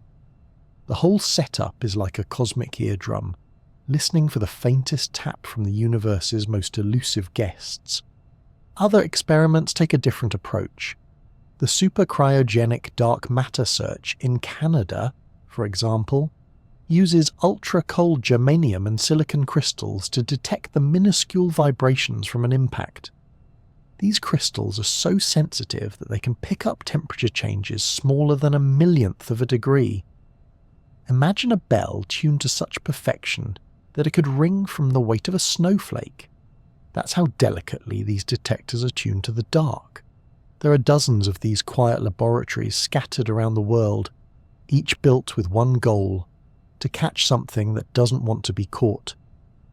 In Italy, the Gran Sasso National Laboratory is buried under nearly a mile of rock. In Japan, the Kamioka Observatory rests in an old zinc mine shielded by the mountain above. Even Antarctica has its watchers. The Ice Cube Neutrino Observatory, though focused on different phenomena, demonstrates how far scientists will go to listen to what the universe whispers rather than shouts. It's not just about patience, it's about understanding silence. Each non-detection tells scientists something valuable. It narrows the range of possible masses and interaction strengths that dark matter could have. Every year that passes without a signal helps refine the picture, closing off certain theories and nudging others into focus. Science advances not only through discovery, but also through elimination, and dark matter has been generous in giving us plenty of silence to interpret. And yet, that silence isn't discouraging. For many physicists, it's the allure of the chase that matters, the thought that somewhere, one quiet night, a detector will finally twitch, a tiny blip of light will appear on a screen, and humanity will realize it has heard the universe breathe in a new way. There have been moments of excitement before. A few experiments over the years have reported potential signals, brief flashes, unexpected patterns, only for further testing to rule them out or cast doubt. It's easy to imagine the roller coaster of emotion involved. The initial spark of discovery, followed by the painstaking analysis that so often leads back to the comforting quiet of not yet. But that is how good science works. Each false lead teaches us something new. Each result, even the empty ones, helps shape our understanding of what's possible. What's beautiful about this search is its human dimension. The scientists who tend to these detectors are not working in grand control rooms or dramatic observatories. They're often alone, surrounded by rock and quiet machinery, maintaining a watch that might last decades. There's a kind of meditative patience to it, a calm trust that the universe is whispering, even if we haven't yet learned how to hear it properly. You could think of these experiments as a global symphony of stillness. Each one is a bell waiting to ring, a silent ear pressed against the heartbeat of the cosmos, and every once in a while something unexpected flickers. A small burst of light, a trace of movement, and the room holds its breath. Was that it? Was that the touch of the invisible? Usually the answer is no, but someday it may be yes. If that day comes, it will mark one of the most profound discoveries in science. Proof that we have directly detected a substance that has shaped the universe since its beginning. We will have caught a particle that doesn't want to be caught, heard the faintest sound in the quietest cathedral. Until then, the detectors keep listening, the lights stay dim, and the world above goes about its business unaware of the deep, patient vigil being kept below. Scientists continue their watch, surrounded by darkness, listening for a single tap in the night. And if we can't catch the invisible particles here on Earth, if the silence continues, then perhaps the answer lies elsewhere. Maybe, just maybe, the sky itself can help us find what the ground has not yet revealed. If dark matter particles refuse to reveal themselves in our detectors here on Earth, perhaps they might give themselves away somewhere else, out there in the sky. After all, the universe itself has been running experiments for billions of years, far longer than any human laboratory.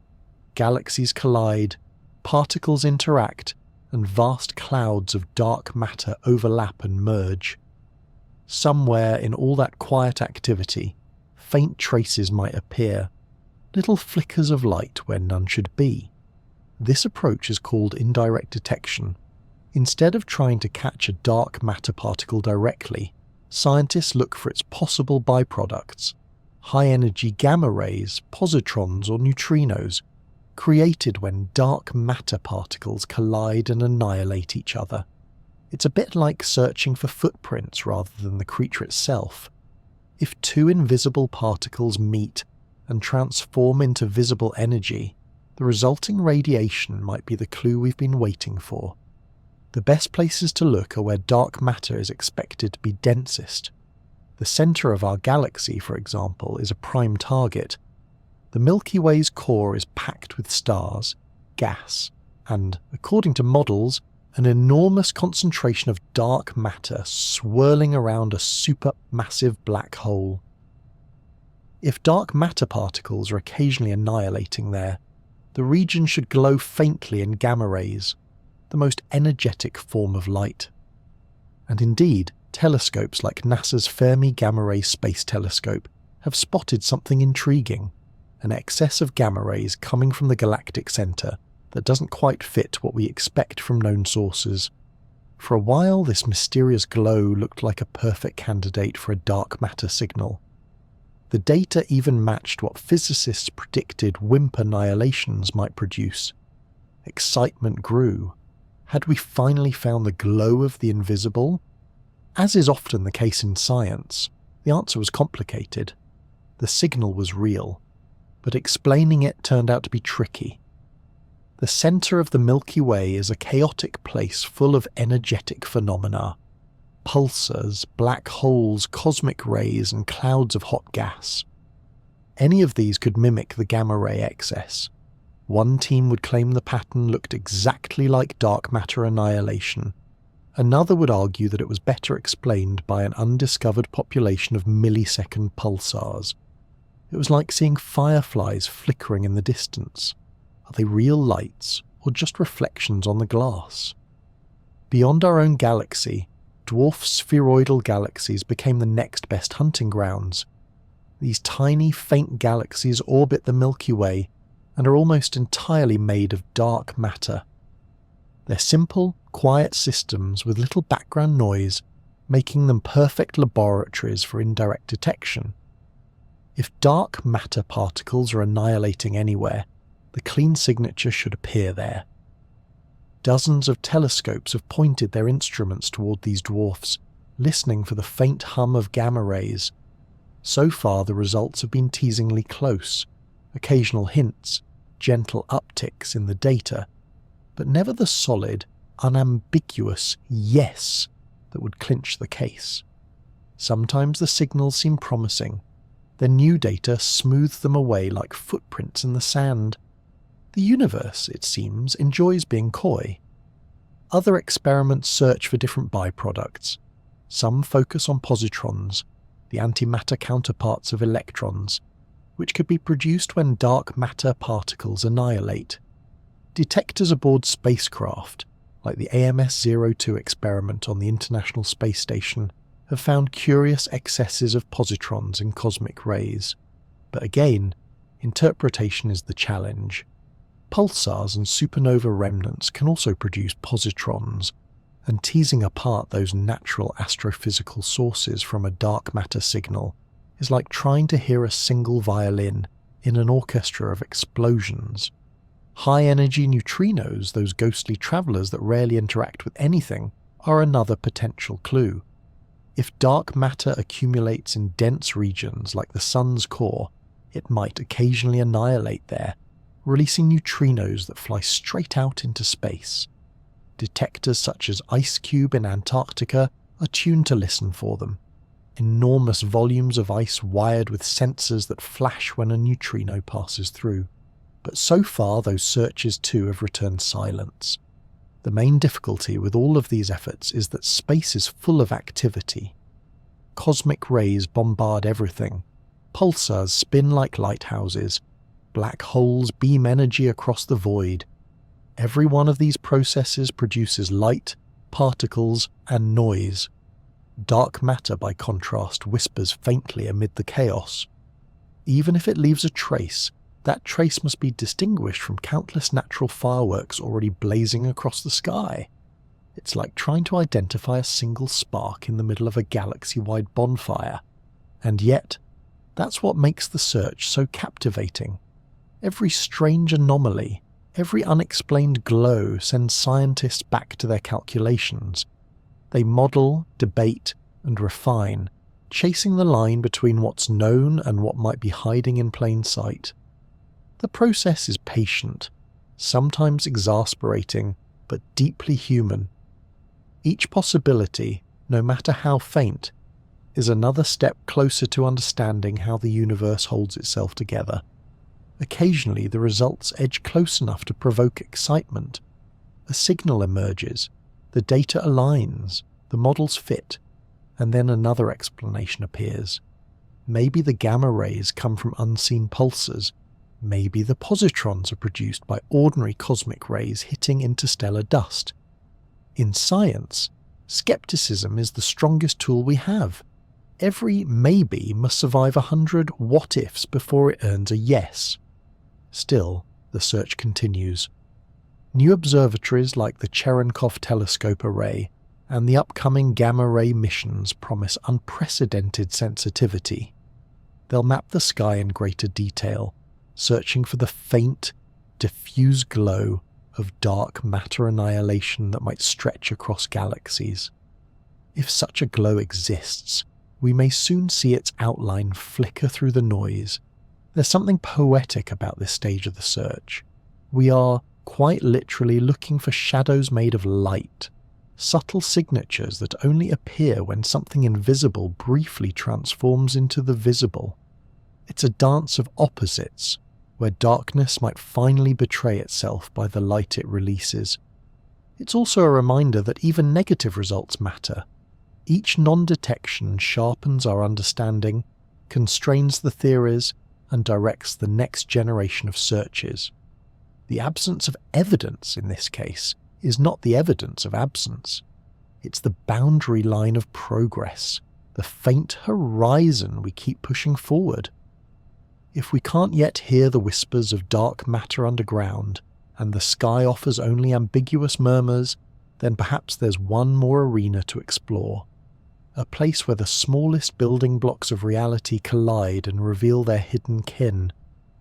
Because if the universe won't show us its secrets naturally, we might just have to make them ourselves. When looking for something that refuses to shine, reflect, or collide, astronomers turn their eyes to the sky, but physicists have another approach. If the universe won't hand over its secrets, they'll try to recreate them.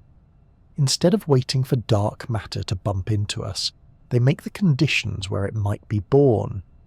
This is the idea behind using particle colliders to hunt the invisible. Smashing known particles together at incredible energies and seeing if anything goes missing. It's a little like shaking a box of puzzle pieces to see what falls out. The Large Hadron Collider, or LHC, near Geneva, is humanity's most ambitious version of that box. Buried deep beneath the French-Swiss border, it's a 27-kilometre ring where protons are accelerated to nearly the speed of light and then steered into one another head-on. The collisions recreate the temperatures and densities that existed just moments after the Big Bang. Out of those brief violent encounters, entirely new particles can appear, particles that haven't been seen since the universe was young. When the collisions happen, detectors surrounding the impact points record a storm of debris, showers of particles spraying out in every direction. Most of what emerges is well understood. Electrons, protons, muons, and other members of the familiar particle family.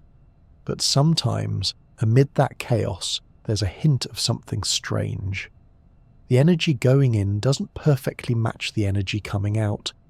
Something appears to have taken a little bit and slipped away unnoticed.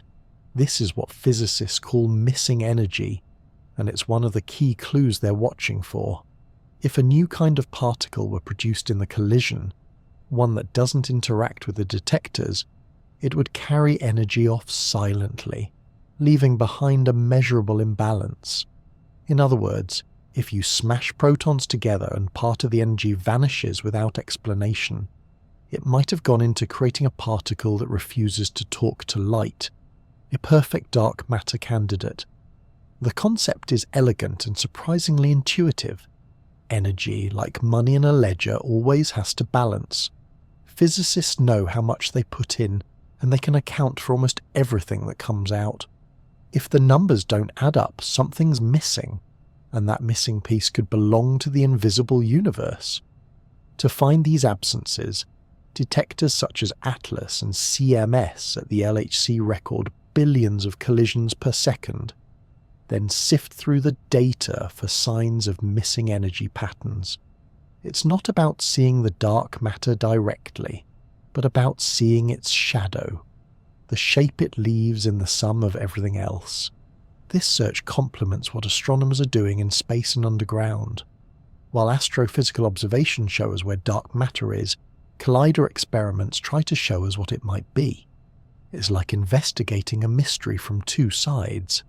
One group follows the footprints, the other tries to make the suspect appear. The idea of creating dark matter may sound ambitious, but it's actually quite natural. In the early universe, particles of all kinds were constantly colliding and transforming into one another. If dark matter was born back then, the right combination of energy and conditions should, in theory, recreate it. Of course, the trick is knowing exactly which recipe to use. Physicists can't just order one batch of dark matter, please, and wait for it to appear. They have to test every possible outcome, every subtle deviation from what's expected, and see if something new emerges from the noise. And noise there is, lots of it. The subatomic world is busy, chaotic, and wonderfully uncooperative. Most anomalies turn out to be statistical flukes, like seeing faces in clouds. Physicists have a running joke. When you can't find your keys, make new keys and see what goes missing. In their case, the keys are new particles, hypothesized to unlock the door to dark matter. Every time they test a theory, supersymmetric particles, hidden photons, or something even stranger, they're essentially making new keys and seeing which one fits the lock. So far, none of those keys have turned smoothly. The collisions at the LHC have been spectacular, confirming some of the great predictions of modern physics, including the discovery of the Higgs boson in 2012. But the Higgs wasn't the end of the story. It was just the beginning of another mystery. If dark matter interacts weakly with normal matter, it might also interact weakly with the Higgs field. Perhaps the faintest handshake between the visible and invisible universes. Physicists have been probing that possibility, looking for slight deviations in how the Higgs behaves, tiny cracks that might reveal a hidden world behind the curtain. Despite the lack of direct evidence so far, these experiments are far from failures. Every run of the collider rules out certain masses, energies, and interaction strengths, narrowing the landscape where dark matter might hide. It's like searching a forest at night with a flashlight. Every area you illuminate doesn't just show you what's there, it shows you where not to look next time. And sometimes, the journey itself yields treasures we didn't expect. Along the way, collider experiments have uncovered new insights into the building blocks of matter, the symmetries of the universe, and even the nature of the vacuum itself. The pursuit of dark matter has become a kind of scientific compass, pointing toward new frontiers even when the direct trail goes cold. There's also a philosophical beauty in the idea of using collisions, moments of intense energy and chaos, to uncover something so serene and enduring as dark matter. In these fleeting bursts of violence, scientists search for the stillness that defines the cosmos. Each flash of energy in the collider is like a miniature universe, expanding, cooling, and, perhaps, producing a handful of invisible particles that slip quietly into the dark, never to be seen again. To detect those absences requires faith in precision. The detectors at the LHC are layered like giant onions, each shell recording different kinds of signals: light, charge, magnetic tracks. When a particle vanishes, the detectors measure everything else so meticulously that the missing energy stands out like a missing note in a symphony. The silence itself becomes the evidence. Even if the LHC doesn't find the smoking gun, it's laying the groundwork for the next generation of colliders, machines that will reach even higher energies, probing deeper into the unknown. There's always the possibility that dark matter lies just beyond our current reach, waiting for us to turn up the dial a little higher. The pursuit continues not out of frustration, but fascination. Science thrives on questions that resist easy answers, and dark matter remains one of the most tantalizing of them all. Whether the key is hidden in the stars, buried deep underground, or created for a fraction of a second inside a particle accelerator, every approach brings us closer to understanding how the visible and invisible universes fit together. And while we haven't found the missing piece yet, the act of looking has already changed how we see the cosmos. It's a reminder that discovery isn't just about finding new things. It's about realizing how much we still have left to learn. Somewhere in the interplay between light and dark, energy and silence, the truth is waiting. The next step is to look not only deeper, but wider, to keep an open mind, and to remember that even the most elegant theories sometimes need rewriting. Because as the search unfolds, it becomes increasingly clear that there may be more than one path to the unseen, and perhaps more than one kind of darkness altogether. For all the evidence pointing toward dark matter, not everyone has been convinced that an invisible substance is the only answer. Some scientists have wondered if perhaps we're asking the wrong question. Maybe there's nothing missing at all. Maybe our understanding of gravity itself isn't quite right. If gravity behaves differently on the larger scales, then galaxies spinning too fast or clusters holding together too tightly might not require any hidden mass to explain them. Perhaps the universe is simply playing by a slightly different set of rules.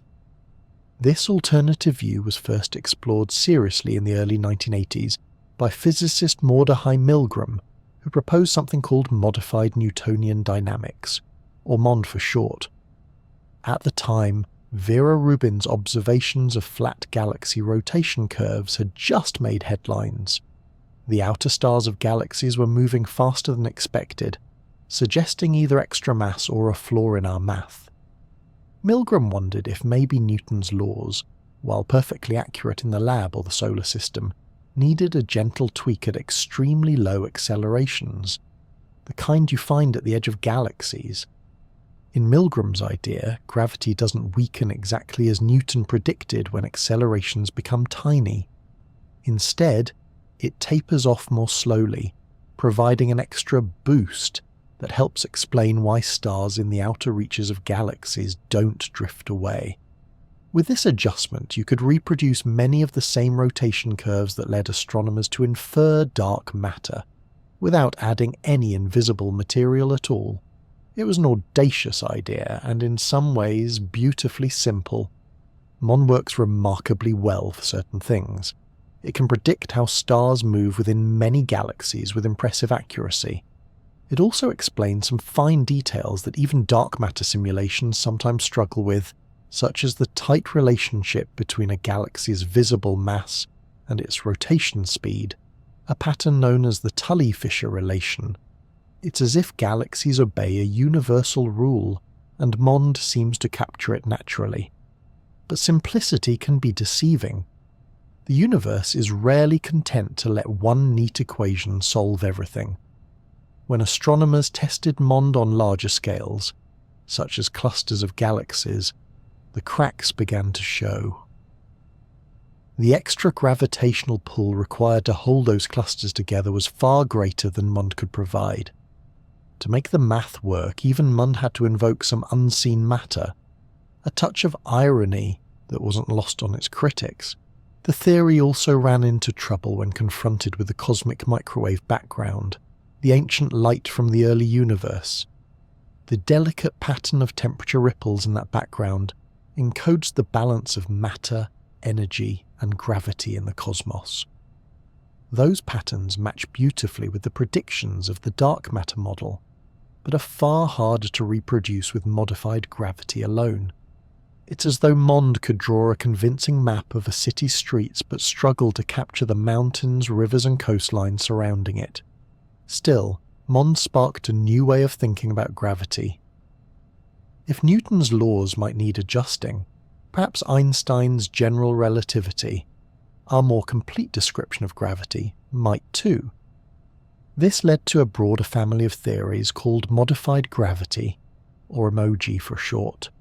These ideas introduce additional fields or forces that subtly change how gravity behaves over large distances or in weak gravitational environments. Some versions even try to explain both dark matter and dark energy, the force driving the universe's expansion, as different aspects of a single deeper principle. These modified gravity models can sometimes mimic the effects of dark matter surprisingly well.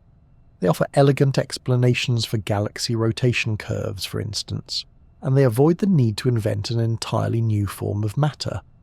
For many physicists, that simplicity is appealing.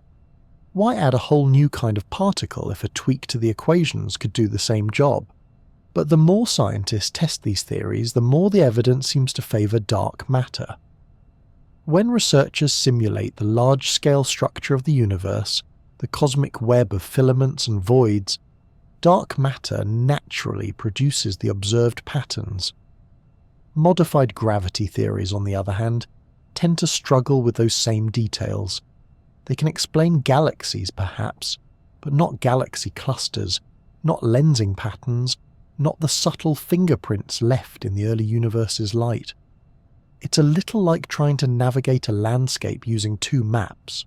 One map, the dark matter model, includes every hill, river and bridge. The other, modified gravity, shows most of the roads, but some connections are missing. You can get around using either one, but only one map seems to match the terrain in all directions. Even so, Mond and its successors have earned a lasting respect in the scientific community. They serve as an important reminder that no idea, however successful, should go unchallenged. The history of science is full of moments when the universe surprised us, when what seemed certain one century became incomplete the next. Modified gravity keeps that humility alive. It's a kind of philosophical counterweight to dark matter, a quiet voice saying, "What if we've simply misunderstood how gravity works?" Some researchers are exploring hybrid approaches, combining aspects of both views.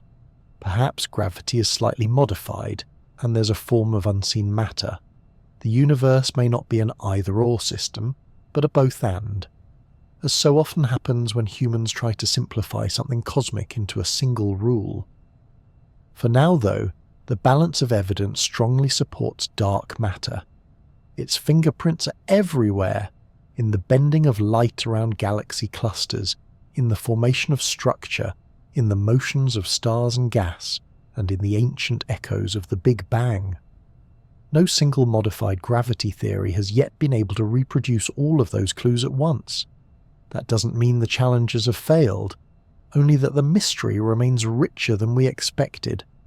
Every good alternative forces the standard model to sharpen itself, to test its assumptions, and to clarify what we truly know.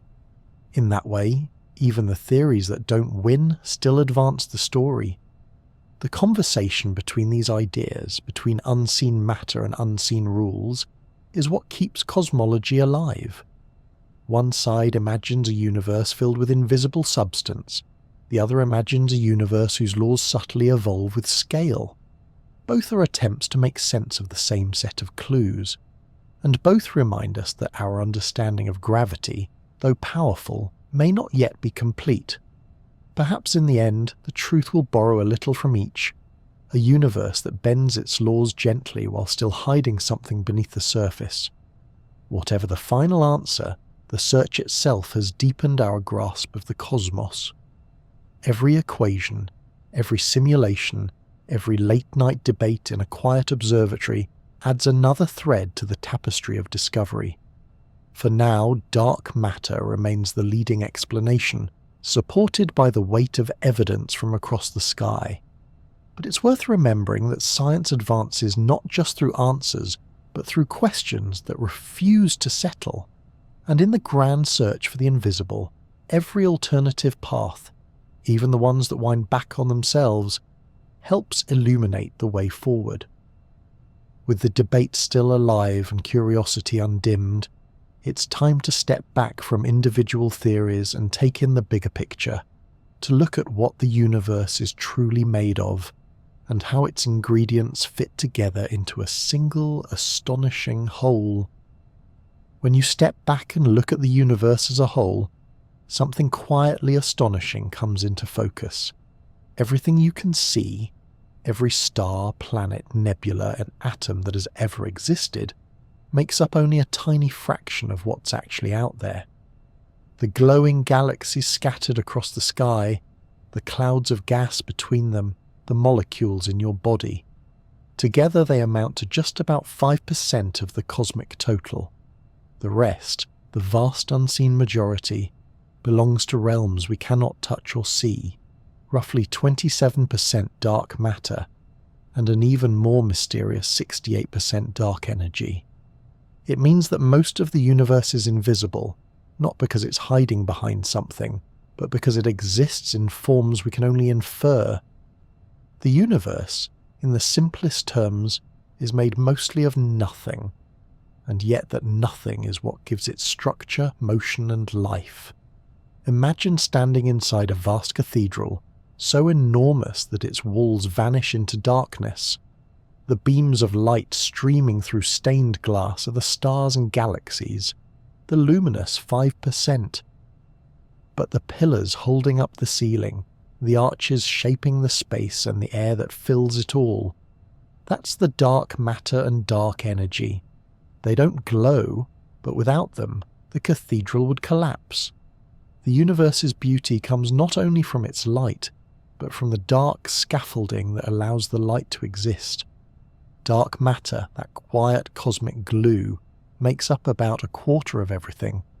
It binds galaxies into clusters and holds stars in their orbits. It gives the universe its shape, drawing the grand filaments that stretch between galactic cities. Without it, the cosmos would be thin and featureless, like fog without form. And then, beyond that, dark energy, the most mysterious of all, fills the remaining 2/3. It's not matter at all, but a property of space itself, gently pushing everything apart. It's what causes the expansion of the universe to accelerate, as though space is slowly exhaling, stretching the galaxies farther from one another with every passing billion years. These numbers can feel abstract, but together they tell a story of balance. The universe isn't a vast emptiness sprinkled with light. It's a structured fabric, a composition where the unseen dominates the melody. Even though dark matter and dark energy remain unknown in nature, their effects are written everywhere we look. The way galaxies spin, the way clusters lens light, the way the cosmic microwave background ripples, all of it speaks in the language of the invisible. And yet this dominance of darkness doesn't make the universe bleak, quite the opposite. It gives the cosmos a strange kind of elegance, a reminder that what's most essential isn't always what we can see.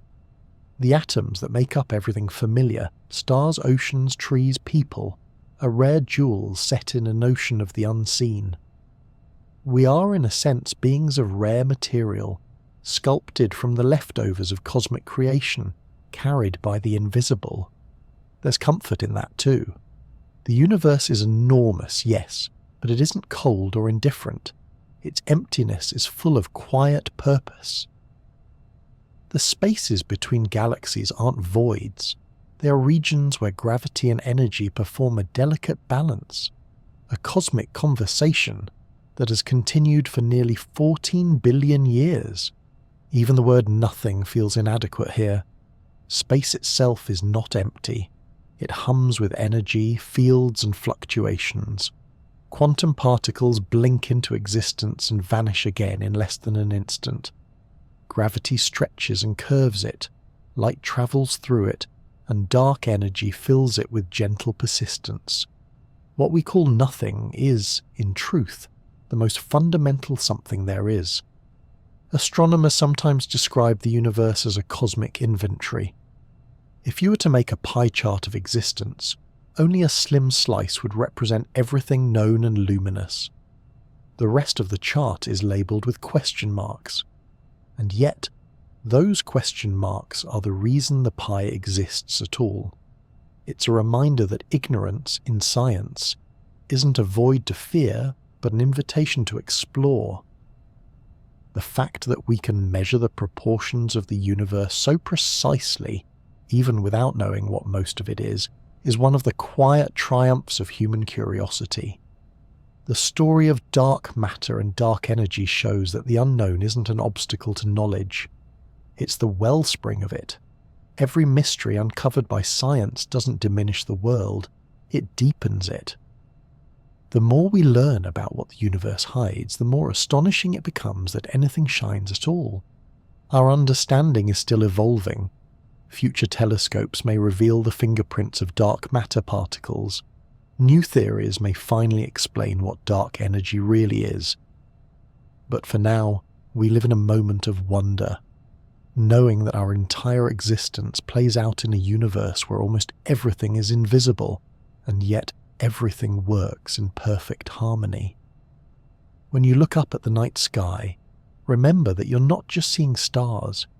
You're seeing the surface of a vast and invisible ocean, the faint shimmer atop depths we can't yet reach.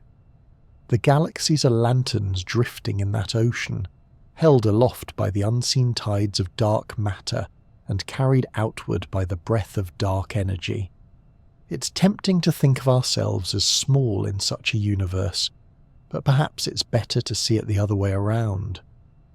We are rare concentrations of visible matter, brief and luminous, able to ask questions about the darkness that sustains us. We are the eyes through which the universe observes its own invisible body, and maybe that's the most extraordinary thing of all, that something made mostly of nothing can give rise to consciousness, curiosity, and awe, the same forces that shape galaxies have, through an intricate chain of events, shaped minds capable of wondering why. So, yes, the universe is mostly dark, mostly invisible, mostly beyond reach. But within that darkness lies the architecture of everything, the quiet pillars of the cosmic cathedral. The darkness is not an absence, but a foundation, not an end, but a beginning. As we drift toward tomorrow, the stars overhead remind us that light is precious precisely because it is rare, and that the spaces between are not empty, but full of meaning. The universe, made mostly of nothing, is the greatest something there has ever been, vast, silent, and softly glowing with the promise of what we have yet to understand. The night sky we see today is only a temporary arrangement, a snapshot in a much longer story. Galaxies glitter, stars burn, and clusters hold together, but nothing in the cosmos lasts forever. Even the brilliance of starlight is just a fleeting flare in a universe that stretches across trillions of years. In the far future, long after the last stars have faded, it will be the dark matter that remains, silent, invisible, and steadfast, preserving the faint outlines of structure long after light has gone out. Dark matter is the quiet sculptor of cosmic architecture, and that architecture will endure long after its luminous tenants have gone to sleep. Stars will die, galaxies will dim, and yet the dark scaffolding that holds them in place will persist. The halos that once cradled galaxies will continue to exist, slowly diffusing, like ancient ruins standing long after the civilization that built them has vanished. Over unimaginable timescales, the expansion of the universe will continue to stretch space itself. Dark energy, that gentle pressure woven into the fabric of the cosmos, ensures that galaxies will drift farther and farther apart. Clusters that are bound together by gravity will remain cohesive for an incredibly long time, but beyond those clusters the rest of the universe will recede into obscurity. The night will deepen, not through sudden collapse or catastrophe, but through distance, a gradual pulling apart of everything that was once connected. In that future, the stars will continue their slow evolution. The bright blue giants will burn out first, their light extinguished in cosmic instants compared to eternity. Smaller, redder stars will glow quietly for trillions of years, their long, steady lives outlasting everything we see today. But even they will eventually fade, turning into cold embers, black dwarfs, so dim that the night will once again become the universe's dominant colour. The galaxies themselves, once radiant cities of stars, will become ghost towns drifting through an ever-expanding void. Their dark matter halos will remain as vast invisible envelopes, still shaping the paths of the remaining stars, still tracing the outlines of the invisible web that once tied the universe together. But with no light left to reveal them, they will exist as shadows without contrast, structure without substance. By this time, the distances between galaxy clusters will have grown so vast that light from one will never reach another. Each cluster will become an island of night, surrounded by an ocean of nothingness. To any observer that might exist, though it's hard to imagine one surviving in such an era, the universe would appear strangely empty. The cosmic expansion would have carried away the rest of the cosmos beyond the horizon of visibility. Every observer would be alone in a bubble of space floating on a silent sea. And yet even in that stillness the memory of structure will endure. The gravity of dark matter, though invisible, will continue to define the shape of things long after everything luminous has faded. The invisible halos, the ancient filaments, the silent skeleton of the universe, all will remain as the final architecture of existence. In time, even black holes, those great engines of gravity, will begin to evaporate through a process called Hawking radiation. Over stupendously long spans of time, they'll fade into nothing, releasing their energy into the vastness as faint whispers of light. What remains then will be the dark matter particles themselves, drifting endlessly, too diffuse to ever meet again, yet still quietly marking the places where galaxies once shone. It's a vision of the future that feels serene rather than sad. There is no explosion, no abrupt end, just a gentle unweaving of the fabric of brightness, a long return to stillness.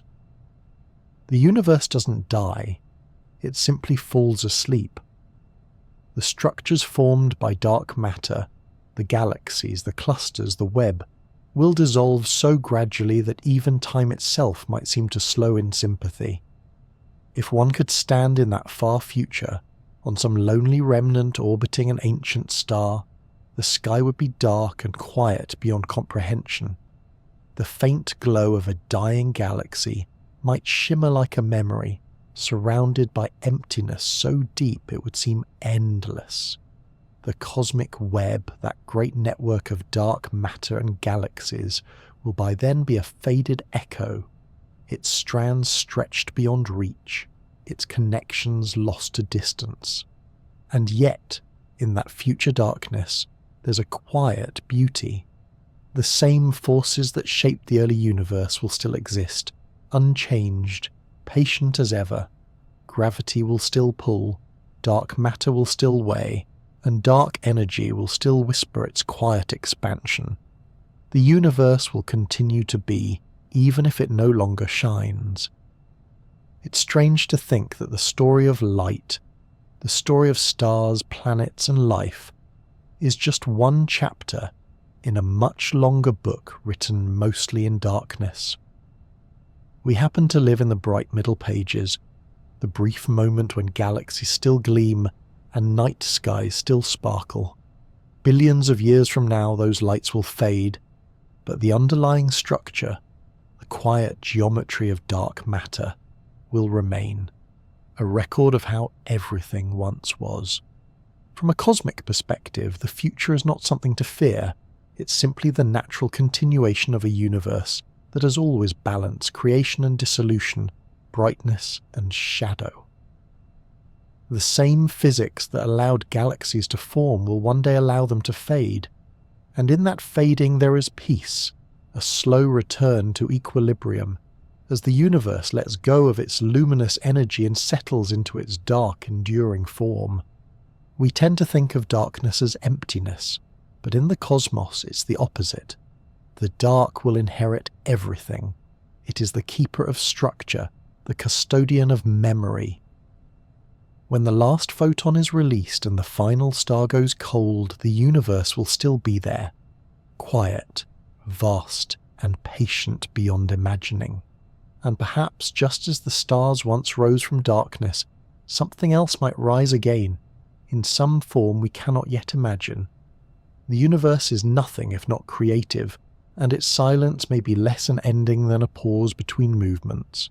But for now, we are lucky to live in the era of light, when galaxies still glow, when the Milky Way still paints the sky, and when we can still ask what will come after. The fate of the dark is not a tragedy but a continuation, the long echo of creation itself. The islands of night will drift apart on their silent sea, each carrying the memory of light, and though the future will belong to the dark, the present, this shimmering temporary age of stars, belongs to us. Darkness has always carried a certain reputation, a thing to be feared, banished, or filled with light. Yet when you look closely at the universe, you find that darkness is not the enemy of light, but its foundation.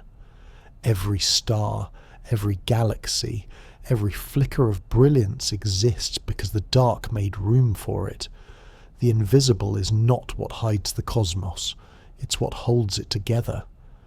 If you imagine the universe as a great tapestry, the light is only the embroidery, delicate threads of gold glinting across a vast shadowed weave. The true fabric, the loom itself, is dark matter. It stretches between galaxies, linking them in patterns we can trace but not see. Through its silent strength, the cosmos found its form. Darkness is not absence, it is structure. The story of the universe, then, is not a battle between light and dark, but a partnership. From the first moments after the Big Bang, darkness shaped the stage so that light could perform its brief and brilliant act. The stars we see are like glowing notes in a symphony composed mostly in a quiet key. Without the unseen matter surrounding them, their music would never have begun. It's humbling to realize that the universe does not depend on visibility for beauty. The galaxies gleaming in deep space are breathtaking not because they're rare, but because they reveal what the darkness can do. Every swirl of starlight is a sculpture carved by gravity's invisible hand. We are watching artistry unfold on a cosmic scale, a quiet kind of creation, where the medium itself is mystery. And yet, this mystery is not frustrating. It is gentle, almost reassuring. There's something deeply peaceful about knowing that not everything must be illuminated to be real. The unseen world doesn't demand explanation. It simply exists, steady and patient. It invites curiosity without urgency, like the calm surface of a lake that reflects both light and shadow without preference. We often forget that light owes its meaning to darkness. A sunrise is beautiful because it breaks the night, not because it erases it. The same is true of the cosmos. The blackness between the stars is what gives their shimmer its depth, what makes their presence more profound. Without contrast, there would be no wonder, only endless brightness, and no place to rest our eyes. Dark matter reminds us that most of existence operates quietly beneath perception. It's easy to think of the universe as something blazing and loud, but most of it is serene. Galaxies drift, clusters turn slowly, and vast voids stretch between them in perfect stillness. The darkness does not rush, it has no need, it simply is, and in that simplicity lies a kind of cosmic grace. When scientists study the unseen, they're not trying to conquer it, they're listening. Every experiment, every telescope, every patient measurement is a small act of reverence, an acknowledgement that the unknown deserves attention. The pursuit of understanding is not born from dissatisfaction, but from gratitude. Gratitude for a universe generous enough to still surprise us. And perhaps that's the quiet lesson of the dark. Not everything must be known to be meaningful. The universe is under no obligation to reveal all its workings. It gives us glimpses, a glint here, a whisper there, enough to keep our curiosity alive. That curiosity is our lantern, carried softly through the corridors of the unknown. To live in a cosmos made mostly of unseen matter is to live in a place where imagination and science overlap. We cannot touch dark matter or see it directly, but we can feel its influence in everything around us, in the motion of galaxies, in the structure of space, even in the fact that we exist at all. It's an invisible presence that quietly affirms how deeply connected everything is. There's poetry in that connection. The atoms in our bodies were born in stars, but the stars themselves were shaped by the gravity of dark matter halos. We are, in the most literal sense, children of both light and dark. Our atoms once burned brightly, but their paths were guided by something silent and unseen. To look at the night sky is, in a way, to look into the mirror of our own making, the visible and the invisible working together to form the whole. When you step outside on a clear night and see the Milky Way stretching across the horizon, what you're really seeing is the balance between these two realms. Each spark of light tells a story of fusion and fire, but the spaces between those sparks tell an older story, one of patience, gravity, and form. The stars would not be where they are without the gentle guidance of the dark. Perhaps the most beautiful thing about the unseen universe is its serenity. It doesn't compete with light, it embraces it. The galaxies move as if in slow meditation, each one tracing paths laid out long before the first photon was born. The darkness doesn't ask to be noticed, but once you become aware of it, you begin to see it everywhere, not as emptiness, but as the quiet rhythm of existence. And maybe that's why the study of dark matter feels so strangely comforting. It tells us that mystery isn't a flaw in our understanding, but an essential part of reality. The unknown isn't a wall, it's a horizon. It invites us to walk farther, to wonder more deeply, to keep listening even when the universe doesn't answer right away. The more we learn about the unseen, the more we realize that we are participants in it. We exist because of it. The same dark scaffolding that shaped galaxies also shaped the conditions for life, for thought, for wonder, for the very act of looking up and asking questions. We are small, yes, but we are precisely the kind of smallness that can appreciate the vast. So let the darkness be a comfort. Let it be the cradle that holds the stars, the loom that weaves the galaxies, the silence that gives meaning to the song. In a universe where most of what exists is invisible, our awareness becomes a kind of light, not to dispel the dark, but to honour it. The unseen is not a void to fear, but a landscape to marvel at, an infinite field of possibility stretching beyond sight and time. The night sky is a reminder that the universe does not need to be fully known to be fully beautiful. Some of its most profound truths live quietly in the dark, waiting not to be solved, but to be felt. And as you drift toward rest beneath that same sky, know that you are surrounded, always, by the quiet beauty of the unseen. Most of the universe is invisible, and yet it holds everything we love. Tonight we drifted through that quiet framework, the hidden scaffolding that steadies galaxies, cradles stars, and gives the night its shape. We began by wondering what keeps the cosmic lanterns from drifting apart, and found an answer written not in light, but in gravity's calm handwriting. We followed those faint clues from galaxy clusters to the soft echoes of the first light, traced the dark web where galaxies hang like dew, and listened for the hush of particles that slip through us without a sound. Along the way, the picture became simple and beautiful. The brightness we adore is the embroidery. The fabric beneath is the dark. If you close your eyes, return for a moment to the opening image. A single lantern suspended in a glass sphere. The glow is familiar. Stars, nebulae, the gentle river of the Milky Way. But it is the clear, unseen sphere that holds the lantern steady. That is the universe we live in. Light singing because something silent keeps the rhythm. The darkness is not an enemy to be chased away. It is a cradle, a patient architecture, a loom of night that weaves galaxies of light. There is comfort in that thought. It means we do not have to know everything to feel at home here. The unknown can be a soft place to rest, a reminder that curiosity is a companion, not a demand. When the numbers run out and the graphs fall quiet, the sky still offers its gentle truth, a balance of brightness and shadow, each giving the other meaning. If this journey helped you unwind, taught you something new, or simply kept you company as the day exhaled, you might consider liking the video, subscribing, or sharing it with someone who could use a calm night.